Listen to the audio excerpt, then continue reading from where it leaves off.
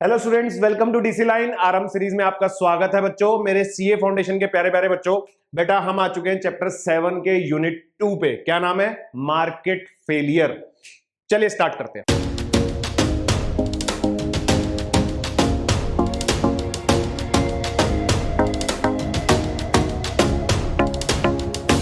तो चलो बच्चों शुरू करते हैं। मार्केट फेलियर और गवर्नमेंट का इंटरवेंशन। सबसे पहले कुछ बेसिक सी बातें समझते हैं बेटा।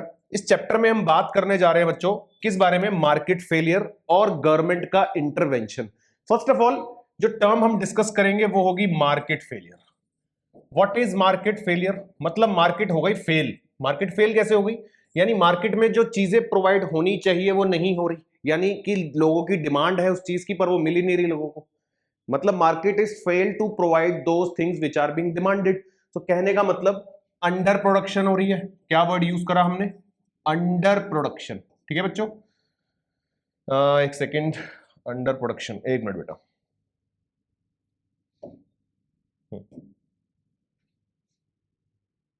हो जाता है कभी कभी बेटा, हैंग हो जाता है सिस्टम। कोई प्रॉब्लम वाली बात नहीं है, टेक्नोलॉजी हमारे हाथ में नहीं है ना, कभी भी कुछ भी हो सकता है। So okay, so we are here. हम बात कर रहे थे बेटा कि समटाइम्स क्या हो जाता है? Under production. ठीक है, एंड समटाइम्स क्या हो जाता है? ओवर प्रोडक्शन भी हो सकता है। क्या देखने को मिल सकता है? Over production. मतलब ओवर प्रोडक्शन का मतलब कि कुछ ऐसी चीजों का प्रोडक्शन ज्यादा हो रहा है जो सोसाइटी के लिए हार्मफुल है। डीमेरिट गुड्स कह सकते हैं, जैसे कि टबैको, अल्कोहल, जो सोसाइटी के लिए हार्मफुल है, हेल्थ के लिए हार्मफुल है, उन चीजों का प्रोडक्शन ज्यादा हो रहा है। और मेरिट गुड्स जो होने चाहिए उनका प्रोडक्शन हो नहीं रहा, तो वहां पर हम कह सकते हैं कि ओवर प्रोडक्शन हो रहा है। तो this is also a market failure. और इस तरीके से भी समझ सकते हैं कि जरूरत से ज्यादा चीजें प्रोड्यूस हो रही है तो वेस्टेज हो रहा है कहीं ना कहीं, है ना। उन रिसोर्सेज को हम कहीं और यूटिलाइज करके ढंग से प्रोडक्शन कर सकते थे, तो दैट मींस प्रॉपर एलोकेशन नहीं हुआ रिसोर्सेज का, तभी तो ओवर प्रोडक्शन हुआ। तो these are the some type of example, हम डिटेल में पढ़ेंगे। इन्हीं को हम क्या बोलते हैं बच्चों? Market failure. और जब मार्केट फेलियर होता है तो किसकी एंट्री हो जाती है? एंट्री होती है गवर्नमेंट की। हमें किसको लाना पड़ता है बीच में? गवर्नमेंट को। यानी गवर्नमेंट करती है फिर इंटरवेंशन, और गवर्नमेंट कुछ ऐसी चीजें करती है जिससे कि मार्केट फेलियर को करेक्ट करा जा सकता है। क्या क्या चीजें करती है वो हम डिटेल में पढ़ेंगे, फिलहाल ओवरव्यू चल रहा है, राइट। कि गवर्नमेंट करेगी इंटरवेंशन और गवर्नमेंट उस मार्केट फेलियर्स को क्या करेगी? करेक्ट करेगी। और कुछ एक्सटर्नैलिटीज को भी देखा जाता है इसमें। क्या वर्ड यूज करा मैंने बेटा? एक्सटर्नैलिटीज, यही लिखते हैं। एक्सटर्नैलिटीज मतलब कुछ ऐसे एक्सटर्नल फैक्टर्स जिसका इफेक्ट मार्केट फेलियर, जिसका या एक्सटर्नलिटीज में also be the reason for the market failures. अब एक्सटर्नलिटीज में जो एक्सटर्नल फैक्टर्स है वो पॉजिटिव भी हो सकती है, नेगेटिव भी हो सकती है। नेगेटिव होगी तो मार्केट फेलियर होगा, है ना। पॉजिटिव होगी तो मार्केट फेलियर तो भी हो सकता है। बात करेंगे कैसे पॉजिटिव एक्सटर्नलिटीज भी मार्केट फेलियर का रीजन हो सकती है। तो वहां पर भी गवर्नमेंट का इंटरवेंशन होता है और एक्सटर्नलिटीज को करेक्ट किया जाता है। ठीक है, तो ओवरऑल चैप्टर में समझ आया हम क्या पढ़ने जा रहे हैं, कि पहले तो मार्केट फेलियर क्या होता है और उसको गवर्नमेंट कैसे इंटरवीन करती है और कैसे ठीक करती है। ठीक है बेटा, तो चलो स्टार्ट करते हैं आगे, जल्दी से देखते चलते हैं टॉपिक फटाफट।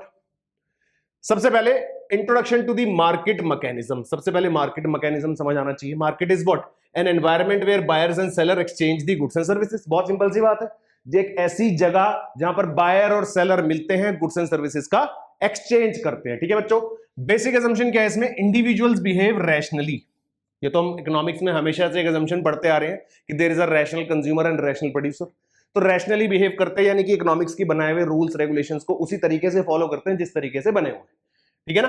They choose the things providing greatest personal benefit, जिससे उनका पर्सनल बेनिफिट सबसे ज्यादा होता है वो चूज करते हैं। परफेक्ट मार्केट बिलीव के rational individuals maximising the self interest leads to efficient allocation of resources. ये एक भरोसा है, एक परफेक्ट मार्केट बिलीव है, ऐसा माना जाता है। जरूरी नहीं है कि ऐसा हो रहा है, पर ऐसा माना जाता है क्या कि रैशनल इंडिविजुअल होने की वजह से और सेल्फ इंटरेस्ट को मैक्सिमाइज करने की वजह से एफिशिएंट एलोकेशन हो रहा है रिसोर्सेज का। मतलब there is no market failure, कि रिसोर्सेज सही तरीके से एलोकेट हो रहे हैं, कि क्योंकि हर कोई अपने सेल्फ इंटरेस्ट को मैक्सिमाइज करना चाहता है, तो इसलिए रिसोर्सेज का सही एलोकेशन हो रहा है। ये एक बिलीफ है। रियलिटी में लेकिन क्या है? Market don't always work efficiently, जिसकी वजह से हम ये चैप्टर पढ़ने जा रहे हैं, क्योंकि ऐसा असल में नहीं होता। मार्केट में एक्चुअल में एफिशिएंट यूटिलाइजेशन या एफिशिएंट एलोकेशन नहीं होता रिसोर्सेज का, which leads to market failure. Which leads to market failure. ठीक है बच्चों, तो let's start the concept of market failure. Now what is market failure? Again it is inefficient allocation of resources in an economy. जहां से हमने बात शुरू करी वहीं से डेफिनेशन बनाई कि एलोकेशन ऑफ रिसोर्सेज सही तरीके से ना होना is called the market failure. क्या समझ आया बेटा?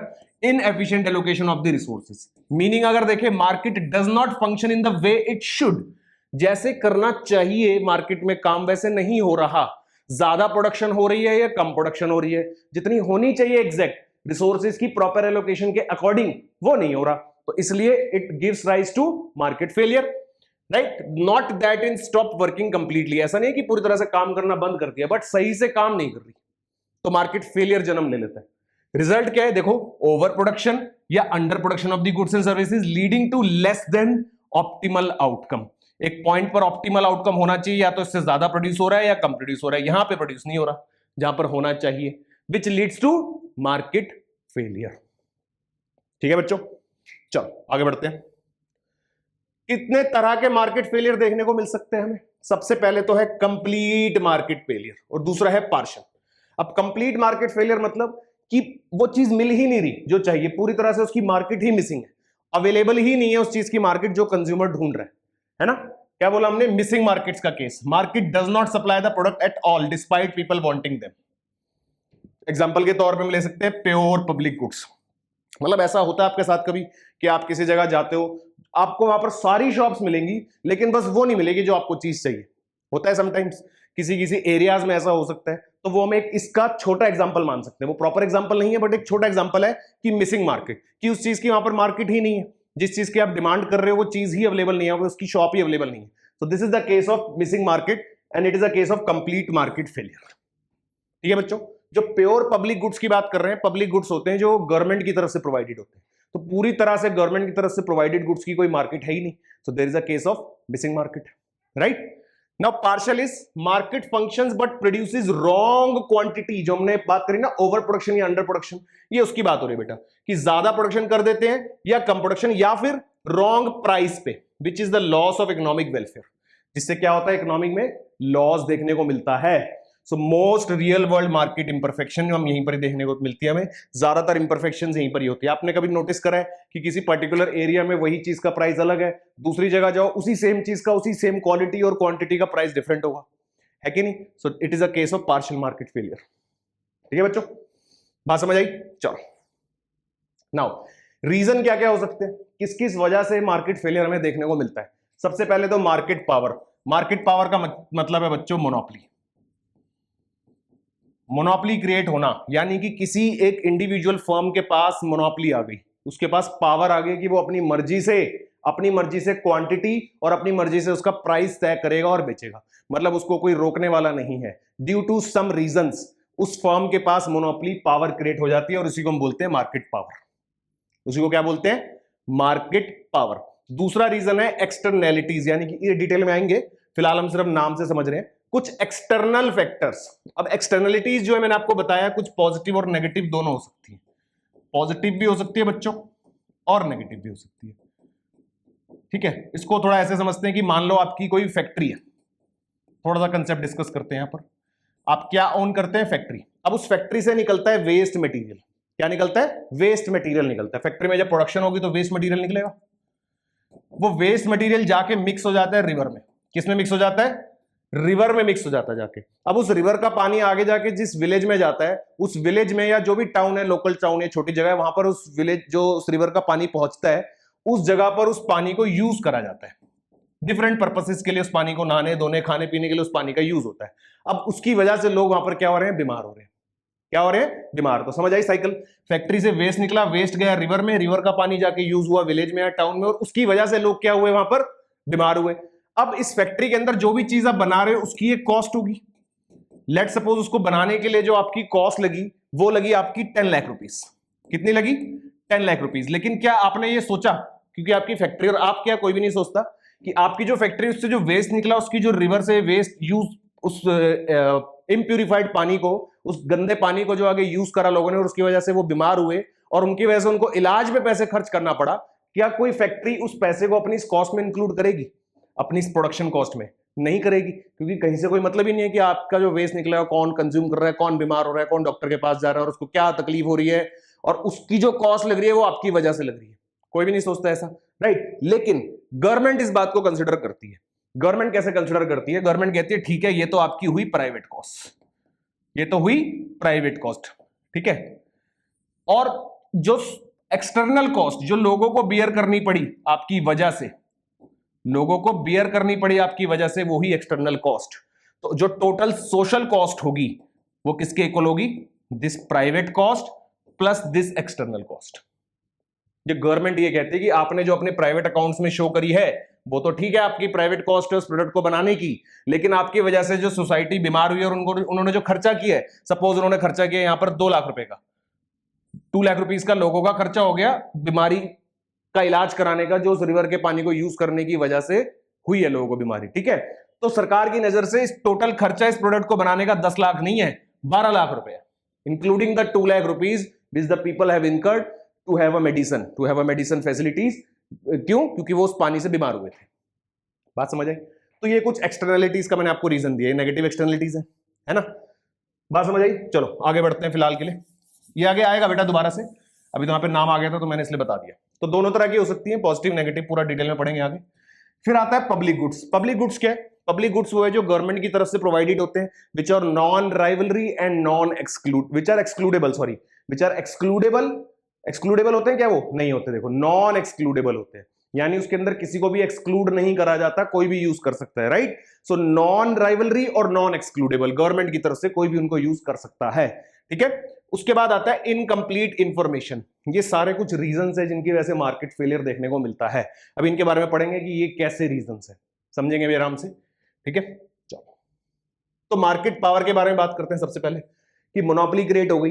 अब मोनोपोली पावर जब क्रिएट हो गई तो वो अपनी मर्जी से कुछ भी प्राइस चार्ज कर रहे हैं, कुछ भी क्वांटिटी दे रहे हैं, है ही नहीं, क्वांटिटी की शॉर्टेज क्रिएट कर दी, फिर एकदम से बल्क निकाल रहे हैं ज्यादा प्राइस पे, तो मार्केट फेलियर है ना, एक्सप्लॉइट कर रहे हैं लोगों को। डेफिनेशन अगर देखें तो ability of a firm to profitably raise the market price above the marginal cost, जितनी उनकी एडिशनल कॉस्ट लग रही है उस प्रोडक्ट को बनाने की, उससे ज्यादा प्राइस चार्ज कर रहे हैं, और ऐसा सिर्फ मोनोपोली कर सकता है।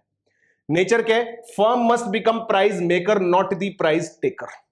Firm becomes price maker. Generally जो फर्म्स होती है वो प्राइस टेकर होती है, कि जो भी इंडस्ट्री का प्राइस है वही लेके चलती है वो, लेकिन यहां पर वो क्या बन जाती है? Price maker. वो अपना खुद का प्राइस बनाने लग जाती है, प्राइस डिस्क्रिमिनेशन शुरू कर देती है, क्योंकि मोनोपोली के पास पावर होती है प्राइस डिस्क्रिमिनेट करने की, ठीक है। आउटकम क्या होता है इसका? Charge higher prices, earn positive economic profits. Outcome क्या समझ आया बच्चों? एक तो ज्यादा प्राइसेस चार्ज करते हैं और उसकी वजह से क्या होता है? उनका positive economic profit. Economic profit वो ज्यादा अर्न कर लेते हैं, और कैसे? क्योंकि मार्जिनल कॉस्ट से ज्यादा प्राइस चार्ज करते हैं, राइट। सोर्सेज ऑफ प्रॉफिट क्या है उनका? ऑपरेटिव एफिशिएंसी नहीं है, मतलब वो काम उस तरीके से नहीं कर रहे हो। ऑपरेटिंग एफिशिएंसी तो क्या होती है कि आप काम करके प्रॉफिट अर्न कर रहे हो, पर प्रॉफिट ऑपरेटिंग एफिशिएंसी नहीं है। क्या है? Market power and dominance. वो किस चीज का बेनिफिट ले रहे हैं और प्रॉफिट अर्न कर रहे हैं? अपनी डोमिनेंस पावर का, अपनी मार्केट पावर का, कि वो डोमिनेट कर पा रहे हैं। डोमिनेट क्यों कर पा रहे हैं? उनके पास पावर क्रिएट हो गई, यानी कि वो सिंगल सेलर बन गए किसी चीज के, उन्होंने और किसी को कंपटीशन में आने ही नहीं दिया। So this is a reason for market failure. अब लोग तो एक्सप्लॉइट हो रहे हैं ना, उनको ज्यादा प्राइस पे करना पड़ रहा है, so it's a market failure. Wrong price पे अगर आप चीज बेच रहे हो तो वो भी एक मार्केट फेलियर ही है, राइट। चलो how market power causes the market failure देखते हैं एक बारी। राइट क्वांटिटी, परफेक्ट कंपटीशन में अगर हम बात करें तो right quantity eight right place, लेकिन अंडर मार्केट पावर में रेस्ट्रिक्टेड आउटपुट, प्रोड्यूस ही कम कर रहे हैं, मतलब एक आर्टिफिशियल डिमांड क्रिएट करके चल रहे हैं कि है ही नहीं, और लेना है तो इस प्राइस पे लेना पड़ेगा और वेट करना पड़ेगा, मतलब अंडर प्रोडक्शन, राइट। यहां पर क्या हो रहा है? नॉर्मल प्रॉफिट, यहां पर हायर प्राइसेस। एफिशिएंट एलोकेशन है रिसोर्सेज का परफेक्ट कंपटीशन में, और यहां पर क्या है? इनएफिशिएंट एलोकेशन, क्योंकि प्रोडक्शन पे तो ध्यान है ही नहीं, आपका ध्यान किस चीज पे? मार्केट को डोमिनेट करने पर, अपनी डोमिनेंस पावर यूज करने पे, राइट। सो रिजल्ट क्या होता है? Market fails to produce the right quantity at the right price. तो ना ही राइट क्वांटिटी प्रोड्यूस हो रही है, ना ही उसका राइट प्राइस चार्ज हो रहा है, तो जिसकी वजह से क्या चीज जन्म ले रही है? मार्केट फेलियर, ठीक है बच्चों। चलो नाउ एक्सटर्नैलिटीज, बड़ा ही इंपॉर्टेंट टॉपिक है एक्सटर्नैलिटीज, ठीक है बच्चों। टर्म समझते हैं पहले तो।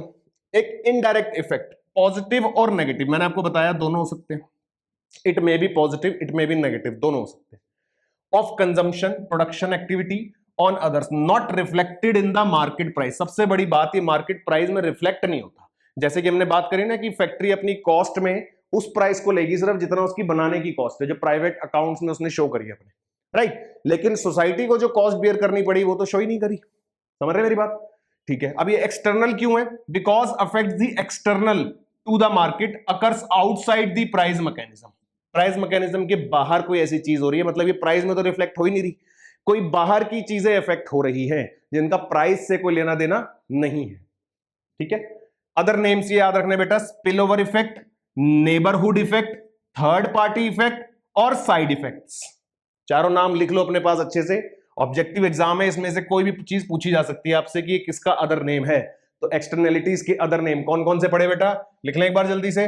स्पिल ओवर इफेक्ट, ठीक है, और कौन सा पढ़ा, नेबरहुड इफेक्ट, लिख लो जल्दी से फटाफट, नेबरहुड इफेक्ट। दोबारा से, ये हो गया स्पिल ओवर, फिर हो गया नेबरहुड, ठीक है, और उसके बाद बेटा कौन सा है, एक हमारा साइड इफेक्ट और थर्ड पार्टी इफेक्ट, तो ये भी लिख लेते हैं, साइड इफेक्ट, और उसके अलावा कौन सा था, थर्ड पार्टी इफेक्ट। तो नाम याद रहेंगे, थर्ड पार्टी इफेक्ट। ये सारे नेम हैं हमारे किसके, एक्सटर्नलिटी के ही चारों नाम है, यहां से याद कर सकते हो, वहां से अगर हैंडराइटिंग समझ नहीं आ रही तो ये लिखे हुए चारों नाम। ठीक है बच्चों, की फीचर्स क्या है, effects are unintentional cost benefit not borne और paid by the organisation party. किसी ऑर्गेनाइजेशन पार्टी के द्वारा नहीं होते, बस हो रहे हैं, अपने आप क्रिएट हो रहे हैं, आपके किसी बिजनेस या किसी एक्शन की वजह से एक्सटर्नलिटीज क्रिएट हो रही है। ठीक है, इसमें आपका कोई एनरोलमेंट नहीं है कि आपने जानबूझ के वो एक्सटर्नलिटीज क्रिएट नहीं करी, वो आपका काम कुछ इस तरीके से हो रहा है कि उसकी वजह से एक्सटर्नलिटीज क्रिएट हो रही है। ठीक है जी, आगे देखते हैं। टाइप ऑफ एक्सटर्नलिटी में बेटा हमने बात करी, नेगेटिव भी हो सकती है और पॉजिटिव भी हो सकती है। नेगेटिव में क्या होगा, कॉस्ट इंपोज होगी, प्रोडक्शन और कंजम्पशन दोनों फॉर्म में बात कर सकते हैं। इसमें बेनिफिट होगा प्रोडक्शन और कंजम्पशन दोनों में। ठीक है, यहां पर क्या होगा, बेनिफिट प्रोडक्शन कंजम्पशन दोनों में, यहां पर कॉस्ट होगी जो प्रोडक्शन और कंजम्पशन दोनों में देखी जा सकती है। पढ़ते हैं इसको आगे। प्रोडक्शन एक्सटर्नलिटी की अगर हम बात करें, प्रोडक्शन में अगर नेगेटिव प्रोडक्शन देखें तो एक्सटर्नल कॉस्ट इंपोज्ड, जो एक्सटर्नल कॉस्ट लग रही है, एक्सटर्नल कॉस्ट लग रही है और रिसीव्ड किस में हो रहा है, कंजम्पशन में। एग्जांपल की बात करें, फैक्ट्री डिस्चार्ज है वेस्ट इनटू द रिवर, जो अभी हमने एग्जांपल लिया। People using water face the health hazards, मतलब आपने प्रोडक्शन करी और उस प्रोडक्शन से लोगों ने आगे कंजम्पशन करी और उस कंजम्पशन से लोगों को कॉस्ट बियर करनी पड़ी। समझे मेरी बात को, क्या चेन है, नेगेटिव प्रोडक्शन, एक्सटर्नल कॉस्ट लगी, लोगों ने इसको कंज्यूम करा, रिसीव कैसे करा, कंजम्पशन की फॉर्म में, और कंजम्पशन करके लोग क्या हो गए, बीमार, और उसकी वजह से उनको कॉस्ट बियर करनी पड़ी। सो दिस इज एन एग्जांपल जो हमने ऑलरेडी डिस्कस किया था। ठीक है, नेगेटिव प्रोडक्शन में एक और चीज देखते हैं, अगर एक्सटर्नल कॉस्ट इंपोज हो रही है इसमें भी, प्रोडक्शन में river pollution reduces the fish catch for fisherman. अब लोगों की प्रोडक्शन एक्टिविटी भी कम हो गई, क्योंकि आपके उस वेस्ट निकलने की वजह से रिवर इतने ज्यादा पॉल्यूट हो गई कि वहां के जो मछुआरे थे, जो फिशरमैन थे, जिनका बिजनेस ही उससे चलता था, जिनका मतलब समझ रहे हो, रेगुलर जो उनका काम था, वो अर्निंग थी, वो वहीं से चलता था, वो भी इफेक्ट हो गया, क्योंकि फिश सारी जो है वो मर गई उस पानी के खराब होने की वजह से। तो लोगों का क्या इफेक्ट हुआ, प्रोडक्शन एक्टिविटी भी खराब हुई, है ना। फिर एक पॉजिटिव प्रोडक्शन अगर देखें, एक्सटर्नल बेनिफिट हुआ, एक्सटर्नल लोगों को क्या हुआ, बेनिफिट प्रोडक्शन के फॉर्म में। कैसे, firm trains the employees, other firms benefited when worker change the job. मतलब एक एम्प्लॉय को आपने रखा जॉब पर, आपने उसको ट्रेनिंग दी, अब वो एफिशिएंट हो गया, अब उसने ऑर्गेनाइजेशन चेंज करी और वो एफिशिएंसी उसने दूसरी जॉब में जाके शो करी। तो external benefit in terms of production, in terms of production external benefit. फिर बात करें पॉजिटिव, एक और प्रोडक्शन एक्सटर्नल बेनिफिट हुआ है कंजम्पशन में। कैसे, beautiful garden, passers bye enjoy the view. Simple example, आपने एक बहुत अच्छा गार्डन बनाया, मान लो उसको आसपास के लोग जा रहे हैं, देख रहे हैं, वहां से गुजर रहे हैं, उसको एंजॉय कर रहे हैं, वहां की फ्रेग्रेंस ले रहे हैं, तो कंज्यूम कर रहे हैं लोग कुछ ना कुछ, जिससे लोग अच्छा फील कर रहे हैं, तो it's an example of consumption. ठीक है, तो ये दोनों किसके एग्जांपल है बेटा, पॉजिटिव के, और ये दोनों नेगेटिव के। नेगेटिव में कंजम्पशन और प्रोडक्शन, ये पॉजिटिव में प्रोडक्शन और कंजम्पशन। ठीक है, याद रहेगा। चलो कंजम्पशन एक्सटर्नलिटीज की बात करते हैं। नेगेटिव कंजम्पशन है, पहले एक्सटर्नल कॉस्ट जो इंपोज हुई है, रिसीव कैसे हुई, कंजम्पशन में। Smoking in public, passive smoking, loud radio disturbing others, मतलब आपने पहली बात तो कुछ कंज्यूम करा है, आपके किसी कंजम्पशन की वजह से दूसरों को नेगेटिव एक्सटर्नलिटीज हो रही है। सबसे बड़े एग्जांपल है इसका ये स्मोकिंग इन पब्लिक का, जिसकी वजह से लोगों को पैसिव स्मोकिंग करनी पड़ रही है, या फिर लाउड रेडियो आप चला रहे हो तो उससे लोग डिस्टर्ब हो रहे हैं। तो आपकी किसी कंजम्पशन एक्टिविटी की वजह से लोगों को उसका नेगेटिव इफेक्ट झेलना पड़ रहा है। ठीक है ना। फिर नेगेटिव कंजम्पशन का एक और एक्सटर्नल कॉस्ट इंपोज हो रही है प्रोडक्शन में, मतलब आपके कंजम्पशन की वजह से किसी की प्रोडक्शन एक्टिविटी हैम्पर हो रही है। कैसे, disciplined student talking prevents the effective teaching. ठीक है। अब इनडिसिप्लिन स्टूडेंट्स, अगर यहाँ पे हम बात कर लेते हैं इनडिसिप्लिन स्टूडेंट्स की, not discipline, indiscipline student talk कर रहे हैं तो उससे क्या हो रहा है, जो हमारी टीचर की इफेक्टिव टीचिंग, अगर क्लासरूम है, क्लासरूम में कोई बच्चे बोल रहे हैं तो क्या हो रहा है, जो उसकी प्रोडक्टिव एक्टिविटी है टीचर की वो इफेक्ट हो रही है। कैसे इफेक्ट हो रही है भाई, बच्चे बीच में बोल रहे हैं तो वो सही से नहीं पढ़ा पा रहे, तो जो बच्चे पढ़ना चाहते हैं, उनको सुनना चाहते हैं टॉपिक, उनके कानों तक वो बात पहुंच ही नहीं, क्योंकि डिस्टर्बेंस है क्लास में। ठीक है ना। चलो फिर उसके बाद पॉजिटिव कंजम्पशन में एक्सटर्नल बेनिफिट हो रहा है कंजम्पशन की फॉर्म में। कैसे, immunisation against the disease, prevent the spread to others. अब आपने कोई चीज कंज्यूम करी जिसका बेनिफिट लोगों को मिल रहा है। कैसे, आपने कोई जैसे कोविड वैक्सीन ले ली, कोविड-19 आया था ना, आपने उसकी वैक्सीन ली, उसका बेनिफिट दूसरों को कैसे मिल रहा है, क्योंकि वो डिजीज अब आपसे दूसरे लोग कैच नहीं करेंगे क्योंकि आपने वैक्सीन ली हुई है। ठीक है ना, तो आपकी वैक्सीन लेने से दूसरों को बेनिफिट हो रहा है, राइट। फिर उसके बाद पॉजिटिव कंजम्पशन एक और एक्सटर्नल बेनिफिट में प्रोडक्शन की फॉर्म में, employees uses the health club, form gets increase productivity. Employ ने एक हेल्थ क्लब यूज करा और जिसकी वजह से फॉर्म को क्या मिल गई, प्रोडक्टिविटी फॉर्म की इंक्रीज हो गई। प्रोडक्टिविटी फॉर्म की क्या हो गई, इंक्रीज, क्योंकि अब एम्प्लॉय बहुत हेल्दी है, एम्प्लॉय हेल्थ क्लब जा रहा है, जिम ज्वाइन कर लिया उसने, वो हेल्दी फिट हो गया, तो वो कंपनी में आता है और वहां के अच्छे प्रोडक्टिव तरीके से काम करते हैं, है ना, तो प्रोडक्टिविटी बढ़ रही है फॉर्म की। बात समझ आई। चलो जी, एक्सटर्नलिटीज एंड मार्केट फेलियर। अब हमें इसको जोड़ना किससे, मार्केट फेलियर से। मीनिंग समझ लिया एक्सटर्नलिटीज में, प्रोडक्शन और कंजम्पशन दोनों पॉइंट ऑफ व्यू से। अब हमें इसको जोड़ना है इस बात से कि एक्सटर्नलिटीज और मार्केट फेलियर क्या है। सबसे पहले private cost, money cost of production incurred by the firm, जो मनी की फॉर्म में हो रही है, wages, raw material etcetera, appears in the firms account, ये फर्म के अकाउंट में दिखती है। ठीक है जी। सोशल कॉस्ट क्या है, जो टोटल कॉस्ट सोसाइटी को बियर करनी पड़ रही है, जो अभी हमने बात करी थी। Private cost plus external cost, यानी कि जो हमने बताया था बेटा कि 10 लाख रुपीस तो आपने बता दिए कि आपको उस प्रोडक्ट को बनाने में लगे, ये आपकी कॉस्ट है फैक्ट्री की, लेकिन 2 लाख रुपए जो लोगों को बियर करने पड़े वो भी तो आपकी इस प्रोडक्शन की वजह से ही हुए। गवर्नमेंट की नजर से 10 लाख रुपए तो आपने उस प्रोडक्शन एक्टिविटी में लगाए फैक्ट्री में, लेकिन आपकी उस प्रोडक्शन एक्टिविटी की वजह से जो लोग बीमार हुए, उन्होंने बीमारी के ऊपर खर्चा किया, इलाज कराया, उसके ऊपर 2 लाख रुपए और खर्च हुए, तो टोटल कॉस्ट आपकी प्रोडक्शन की जो है वो 12 लाख रुपीस है ना। तो उसी को हम बोलते हैं सोशल कॉस्ट, यानी total cost to the society, that is private cost plus external cost which is borne by the third parties, borne by the third parties. Formula social cost का ये रहा, private cost plus external cost, जो हमने already discuss कर ली है। ठीक है बच्चों, याद रहेगा। अगर सिंपल क्वेश्चन वो आपको दे दे और निकालने के लिए बोले कि सोशल कॉस्ट निकालो, तो निकाल सकते हो ना। गुड। चलो, Why externalities causes the market failure? अब एक्सटर्नलिटीज से मार्केट फेलियर कैसे हो रहा है? External cost not in the firm account, सबसे मेन इशू जो हमने बात करी कि 10 लाख रुपीस आपने अपनी फैक्ट्री कॉस्ट में दिखाए हैं, लेकिन वो 2 लाख रुपए तो दिखाई नहीं, तो फर्म के अकाउंट में तो शो ही नहीं हो रहे वो, तो firm ignore these cost in decisions. अब आगे जब फर्म डिसीजंस लेगी तो फिर से उस 2 लाख उसके बारे में सोचेगी नहीं। अगर फर्म ने अपनी कॉस्ट में इंक्लूड करा होता तो फर्म अपने डिसीजन उस हिसाब से लेती, लेकिन अब फर्म के डिसीजंस क्या होंगे, इररिस्पेक्टिव ऑफ दैट कॉस्ट, उसको फर्म कंसिडर ही नहीं करेगी, और यानी कि वो फिर से सेम गलतियां कर सकती है, फिर से वो ध्यान नहीं रखेगी उस बात का कि वेस्ट कहां जा रहा है ना। Market prices exclude the externalities, market prices में भी वो रिफ्लेक्ट नहीं करता। Prices don't reflect the total social cost, किसी भी प्रोडक्ट का जो प्राइस है उससे भी एक्चुअल सोशल कॉस्ट पता नहीं लगती, है ना। Incorrect signal to the producer और कंज्यूमर्स, ओवर प्रोडक्शन या अंडर प्रोडक्शन हो जाती है, जिसकी वजह से क्या जन्म लेता है, ओवर प्रोडक्शन या अंडर प्रोडक्शन। रिजल्ट क्या है इसका, output level is not socially optimal, societally वो ठीक नहीं है, सोसाइटी को नुकसान पहुंचा रहा है, इसलिए वो क्या है, मार्केट फेलियर है, इसीलिए वो क्या है, मार्केट फेलियर है। दैट्स व्हाई वी से कि externalities causes the market failure. ठीक है बच्चों। चलो, now public goods. Public goods हमने बात करी, वो गुड जो गवर्नमेंट की तरफ से प्रोवाइडेड होते हैं, which are non rivalry and non excludable, किसी को वो एक्सक्लूड नहीं करते और किसी के राइवल भी नहीं होते, है ना। किसने दिया था कंसेप्ट, पॉल एस सेम्यूसन ने 1954 में। लिख लो बेटा, क्योंकि ऑब्जेक्टिव पेपर है तो सारी चीजें इंपॉर्टेंट है ना। पेपर था इसका the pure theory of public expenditure, paper मतलब इसने अपनी थ्योरी लिखी थी, उस थ्योरी का नाम था the pure theory of public expenditure. Original term थी इसकी कलेक्टिव कंजम्पशन गुड के नाम से। ये सारी बातें नोट करके चलो, कुछ पूछ सकते हैं कुछ भी। डेफिनेशन देखो, a public good is one which all enjoy in common, हर कोई इक्वली एंजॉय कर सकता है, कोई रिस्ट्रिक्शन नहीं है। अब स्ट्रीट लाइट लगी है रोड पे, हर कोई यूज कर सकता है, बेंच लगे हुए हैं पार्क में तो कोई भी यूज कर सकता है, राइट। तो अ public good is one which all enjoy in common in the sense that each individuals consumption of such good leads to subtraction from the any other individual, leads to no subtraction। ऐसा नहीं है कि एक use करेगा तो दूसरा excluded है, नहीं है ना।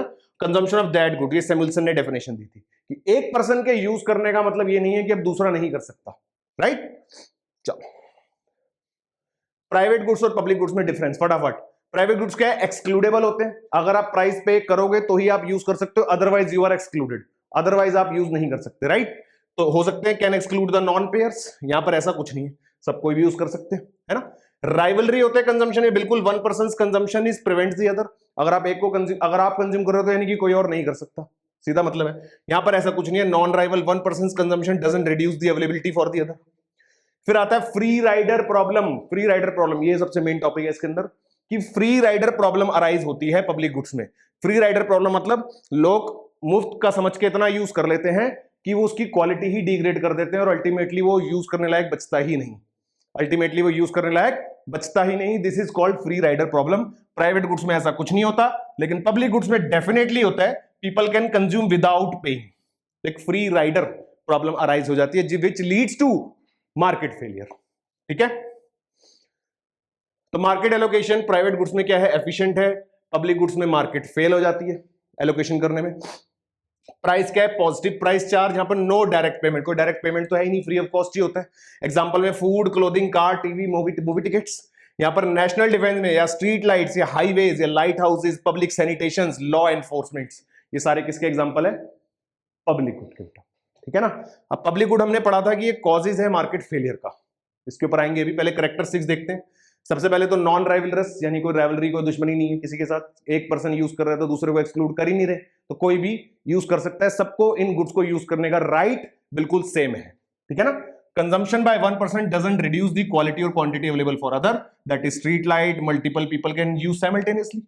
उसके अलावा नॉन एक्सक्लूडेबल, किसी को एक्सक्लूड नहीं करा हुआ, can not exclude anyone from consuming. Example national defence protects all citizen, defence की सर्विसेज सबके लिए, ये तो नहीं कहती गवर्नमेंट की आपको प्रोटेक्ट नहीं करेगी, आपको पड़ोसी को कर लेगी, ऐसा तो नहीं है, सबको मिलती है डिफेंस फैसिलिटीज गवर्नमेंट से इक्वली, है ना। इनडिविजिबिलिटी, ईच इंडिविजुअल में consume all of the good, total amount consumed is the same for each individual, कोई ऐसा नहीं कि इसका इतना पार्ट आप कंज्यूम करोगे उतना कोई और कर सकते हैं, सब कोई इक्वली यूज कर सकते हैं, है ना। जीरो मार्जिनल कॉस्ट, कोई बनाने की कॉस्ट नहीं है कि एडिशनल कॉस्ट लग रही है कुछ, एक ही बार बना के दे दिया अब आप यूज करते रहो। Additional resources cost of the another person consuming is zero, ठीक है जी।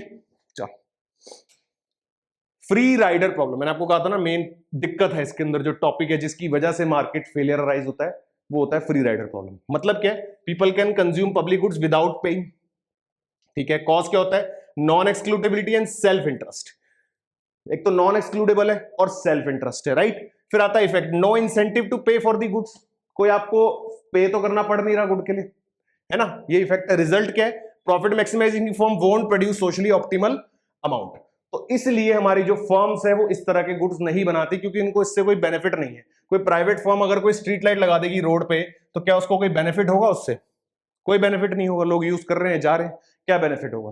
तो प्राइवेट फर्म्स वही चीजें बनाती है जो वो एक्सक्लूड, जिसमें वो लोगों को एक्सक्लूड कर सके।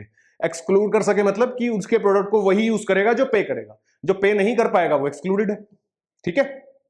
इसलिए हम कहते हैं कि इसका ये मार्केट फेलियर को जन्म देता है। मार्केट आउटकम क्या आता है, public goods are either not produced at all और आर ग्रॉसली अंडर प्रोड्यूस्ड, या तो इस वजह से वो प्रोड्यूस ही नहीं होते कि फर्म्स उनको प्रोड्यूस करती नहीं है because they don't get any incentive for producing the public goods, या फिर अगर प्रोड्यूस होते भी हैं तो बहुत ज्यादा अंडर प्रोड्यूस्ड होते हैं, यानी एक्चुअल बेनिफिट सोसाइटी तक पहुंच ही नहीं पाता, और which leads to market failure. और एक और बात जो मैंने आपको बताई थी कि अगर इनका फ्री राइडर प्रॉब्लम है इसके अंदर, तो जिसकी वजह से इनकी क्वालिटी ही इतनी डिग्रेड हो जाती है कि यूज करने लायक बचते ही नहीं, तो ये भी एक मार्केट फेलियर का ही कॉज है कि वो रिसोर्स बचेगा ही नहीं, तो यूज कहां से होगा, कि मिला तो सही यूज करने के लिए पर उसको मैनेज ही नहीं किया सही से, so which also leads to market failure, ठीक है बच्चों। चलो, अब क्या समझ आया, why public goods causes the market failure. अगर चेन एक बार समझे हम ध्यान से, क्योंकि पब्लिक गुड्स क्या होते हैं, non excludable plus non rivalries, जिसमें क्या होता है फ्री राइडर प्रॉब्लम आ जाती है, no one is willing to pay, कोई पे नहीं करना चाहता, कोई प्रॉफिट इंसेंटिव नहीं है फर्म्स के लिए, तो goods are not produce which leads to market failure, जिसकी वजह से क्या हो जाता है, मार्केट फेलियर हो जाता है। ये चेन दोबारा से देख लो, वीडियो पॉज करके आराम से। पब्लिक गुड्स होते हैं उसमें कोई एक्सक्लूडेड होते हैं, कोई एक्सक्लूड नहीं होता, राइवलरी भी नहीं होती, जिसकी वजह से फ्री राइडर प्रॉब्लम अराइज हो जाती है। कोई उसके लिए पे नहीं करना चाहता, इसलिए कोई बनाना भी नहीं चाहता, जब कोई बनाना नहीं चाहता तो वो अंडर प्रोड्यूस हो जाते हैं, अंडर प्रोडक्शन मतलब मार्केट फेलियर, याद रहेगा। चलो, नाउ एक और कंसेप्ट अगर हम देखें, इनकंप्लीट इंफॉर्मेशन, यानी पूरी इंफॉर्मेशन ना होना is also the reason for market failure. Perfect information का कंसेप्ट समझते हैं पहले। परफेक्ट इंफॉर्मेशन मतलब जहां पर both buyers and seller have the complete information about everything influencing their decision. अब अगर आप सेकंड हैंड गाड़ी परचेस करने जा रहे हो तो जो डीलर है गाड़ी का, उसको सारी इंफॉर्मेशन है कि गाड़ी में क्या खराबी है क्या नहीं है, तो वो लेकिन क्या आपको बताएगा? वो तो नहीं बताएगा, देखा जाए तो वो ऊपर ऊपर से चीजें बता देगा, और जो उसको पता होगा कि कुछ टाइम बाद प्रॉब्लम हो सकती है गाड़ी में, वो छुपा लेगा। तो इनकम्प्लीट इंफॉर्मेशन होगी ना। बायर के पास इनकम्प्लीट इंफॉर्मेशन होगी अगर, तो वो गलत प्रोडक्ट परचेज कर लेगा। सेलर को तो अपना प्रॉफिट करना है, वो हो सकता है ना बताए, छुपा सकता है बातें, राइट। तो इसलिए परफेक्ट इंफॉर्मेशन मतलब जहां पर पूरी पूरी इंफॉर्मेशन है, बायर और सेलर्स को कुछ भी छुपा हुआ नहीं है, एवरीथिंग इज ट्रांसपेरेंट। तो on the other hand incomplete क्या होगा? जहां पर सारी बातें ट्रांसपेरेंट नहीं है, राइट। सो रियलिटी में क्या होगा? This assumption is not satisfied in the real market. हमने बात करी ना परफेक्ट इंफॉर्मेशन का मतलब ये, पर एक्चुअली में ऐसा नहीं होता, जिसकी वजह से क्या चीज अराइज होती है? मार्केट फेलियर, ठीक है। So why perfect information is missing? Complexity of the product. पहली बात तो कार्डियक सर्जरी है, जैसे म्यूचुअल फंड्स है, फाइनेंशियल प्रोडक्ट्स हैं, ज्यादातर लोगों को इन जो हमने टर्म्स यूज करी है, ऐसी टर्म्स के बारे में पता ही नहीं होता। कार्डियक सर्जरी होनी है, डॉक्टर ने बोल दिया आपको हाँ कर दो, तो मतलब पता ही नहीं है कि होता क्या है। जब आप उस चीज के प्रोफेसर नहीं हो, आपको उसके अंदर एक्सपर्टीज नहीं है, तो आप क्या कहोगे? भाई कर दो, हमें नहीं पता, जैसे आपको ठीक लगता है कर दो, यही होता है। सिमिलरली म्यूचुअल फंड्स में जब आप इन्वेस्ट करते हो, आप अपने एजेंट से ज्यादा पूछते नहीं हो, ज्यादातर लोग नहीं पूछते, वो पैसा दे देते हैं, बस कहां लगा रहा है, किस तरीके से इन्वेस्ट कर रहा है, वो अपना कोई पर्सनल गेन उसमें से तो नहीं निकाल रहा, हमें पता ही नहीं होता। फाइनेंशियल प्रोडक्ट जब हम परचेस करते हैं तब भी सेम चीज। तो लोगों को इंफॉर्मेशन नहीं होती, जिसकी वजह से एक मार्केट फेलियर जन्म लेता है। Difficulty of getting the correct information, technical product होने की वजह से और स्पेशलाइज्ड सर्विसेज होने की वजह से आपके पास परफेक्ट इंफॉर्मेशन पहुंच ही नहीं पाती उसकी। Deliberately miss information, highly persuasive advertisement, आपको एडवर्टीजमेंट इस तरीके से दिखाई जाएगी कि आप पूरा उस चीज से अट्रैक्ट हो जाते हो। बहुत सारे एग्जांपल ले सकते हो। रेडबुल की एक आईडी थी, इट गिव्स यू विंग्स, उससे रिलेटेड केसेस आप लोगों को पता होंगे, कमेंट करके बताना उसमें क्या हुआ था केस में, है ना। तो उसमें क्या होता है? परवेसिव एडवर्टीजमेंट, जिससे कि हम बहुत ज्यादा अट्रैक्ट हो जाते हैं और फिर हम उस प्रोडक्ट को सही मानने लग जाते हैं। तो ये एक मिस इंफॉर्मेशन का एग्जांपल मान सकते हैं, है ना। तो रिजल्ट क्या होता है? इंफॉर्मेशन फेलियर और मार्केट फेलियर जन्म ले लेता है। ठीक है बच्चों, समझ आया आप लोगों को यहां तक अच्छे से? तो लास्ट हमने डिस्कस किया था कि परफेक्ट इंफॉर्मेशन मिसिंग होती है रियल मार्केट में, जिसकी वजह से हमें क्या देखने को मिलता है? Market failure, right. जिसकी वजह से क्या देखने को मिलता है? Market failure. आगे समझते हैं हम जरा। Next is asymmetric information. Simple मतलब यह है कि देयर इज अ डिसबैलेंस या अनइक्वालिटी इन द इंफॉर्मेशन, कि जब कोई ट्रांजैक्शन हो रही है बायर और सेलर के बीच में, तो कंप्लीट इंफॉर्मेशन का आदान प्रदान नहीं हो रहा। मतलब सेलर के पास कोई ऐसी इंफॉर्मेशन है जो बायर को नहीं पता, या इन सम सर्कमस्टांसेस बायर के पास ऐसी इंफॉर्मेशन है कि सेलर को नहीं पता, तो जिसकी वजह से मार्केट फेलियर होता है, राइट। तो जब ऐसी अनइक्वल इंफॉर्मेशन होती है दोनों जगह पे, तो उसको टर्म को हम क्या बोलते हैं? Asymmetric information. देखते हैं एक बारी।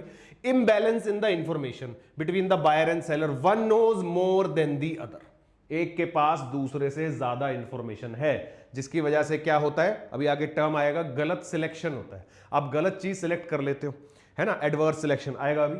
इफेक्ट क्या है? Distort the choices and leads to market failure. अब इसका सीधा सा एग्जांपल हमने एक कार वाला लिया था लास्ट वीडियो में। आप कोई कार परचेस करने जाते हैं और जो सेलर है उसके पास ऑब्वियसली ज्यादा नॉलेज है, वो आपको कार सेल कर रहा है, तो उसके अंदर जो भी खराबी है वो सेलर को पता है। आप सेकंड हैंड कार लेने गए हो सपोज, है ना, तो उसके अंदर उसके गाड़ी के अंदर जो भी खराबी है वो उसको पता है, वो आपको चेक कराएगा, सारी चीजें कराएगा, लेकिन जो खराबी वाली चीज है वो नहीं बताएगा। वो क्या एक्सपेक्ट करेगा कि जब आपको खुद पता लग जाएगा तो ठीक है, वरना कोई दिक्कत नहीं है, राइट। तो वो क्यों? क्योंकि वो अपनी गाड़ी सेल करना चाहता है, उसको प्रॉफिट से मतलब है। तो यहां पर क्या देखने को मिला हमें? एक तरह का मार्केट फेलियर। तो this is the example of asymmetric information. और आप उसकी बातों में आके जब आप गाड़ी ले लेते हो, तो इसका मतलब आपने क्या किया? गलत सिलेक्शन किया। उसी के लिए टर्म यूज होती है एडवर्स सिलेक्शन। देखते बेटा आगे, पहले एग्जांपल देखते हैं एसिमेट्रिक इंफॉर्मेशन के कौन कौन से हो सकते हैं। एक तो जैसे मैंने कार का तो लिया ही है, ये देखो यूज्ड कार सेल का है यहां पर। और कौन से?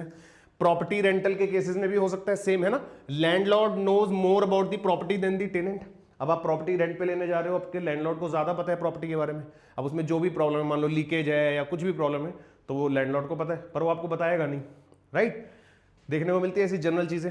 लोन एग्रीमेंट्स के केस में बोरोवर नोज मोर, मतलब बोरोवर को पता है कि वो कब रीपे कर सकता है, लोन देने वाले को नहीं पता। तो बोरोवर जब डिफॉल्ट करेगा तो बाद में प्रॉब्लम आएगी, right. Borrower knows more about the repayment ability than the lender. Lender से ज्यादा बोरोवर को खुद को पता है कि उसकी रिपेइंग कैपेसिटी कितनी है और कितनी नहीं है ना।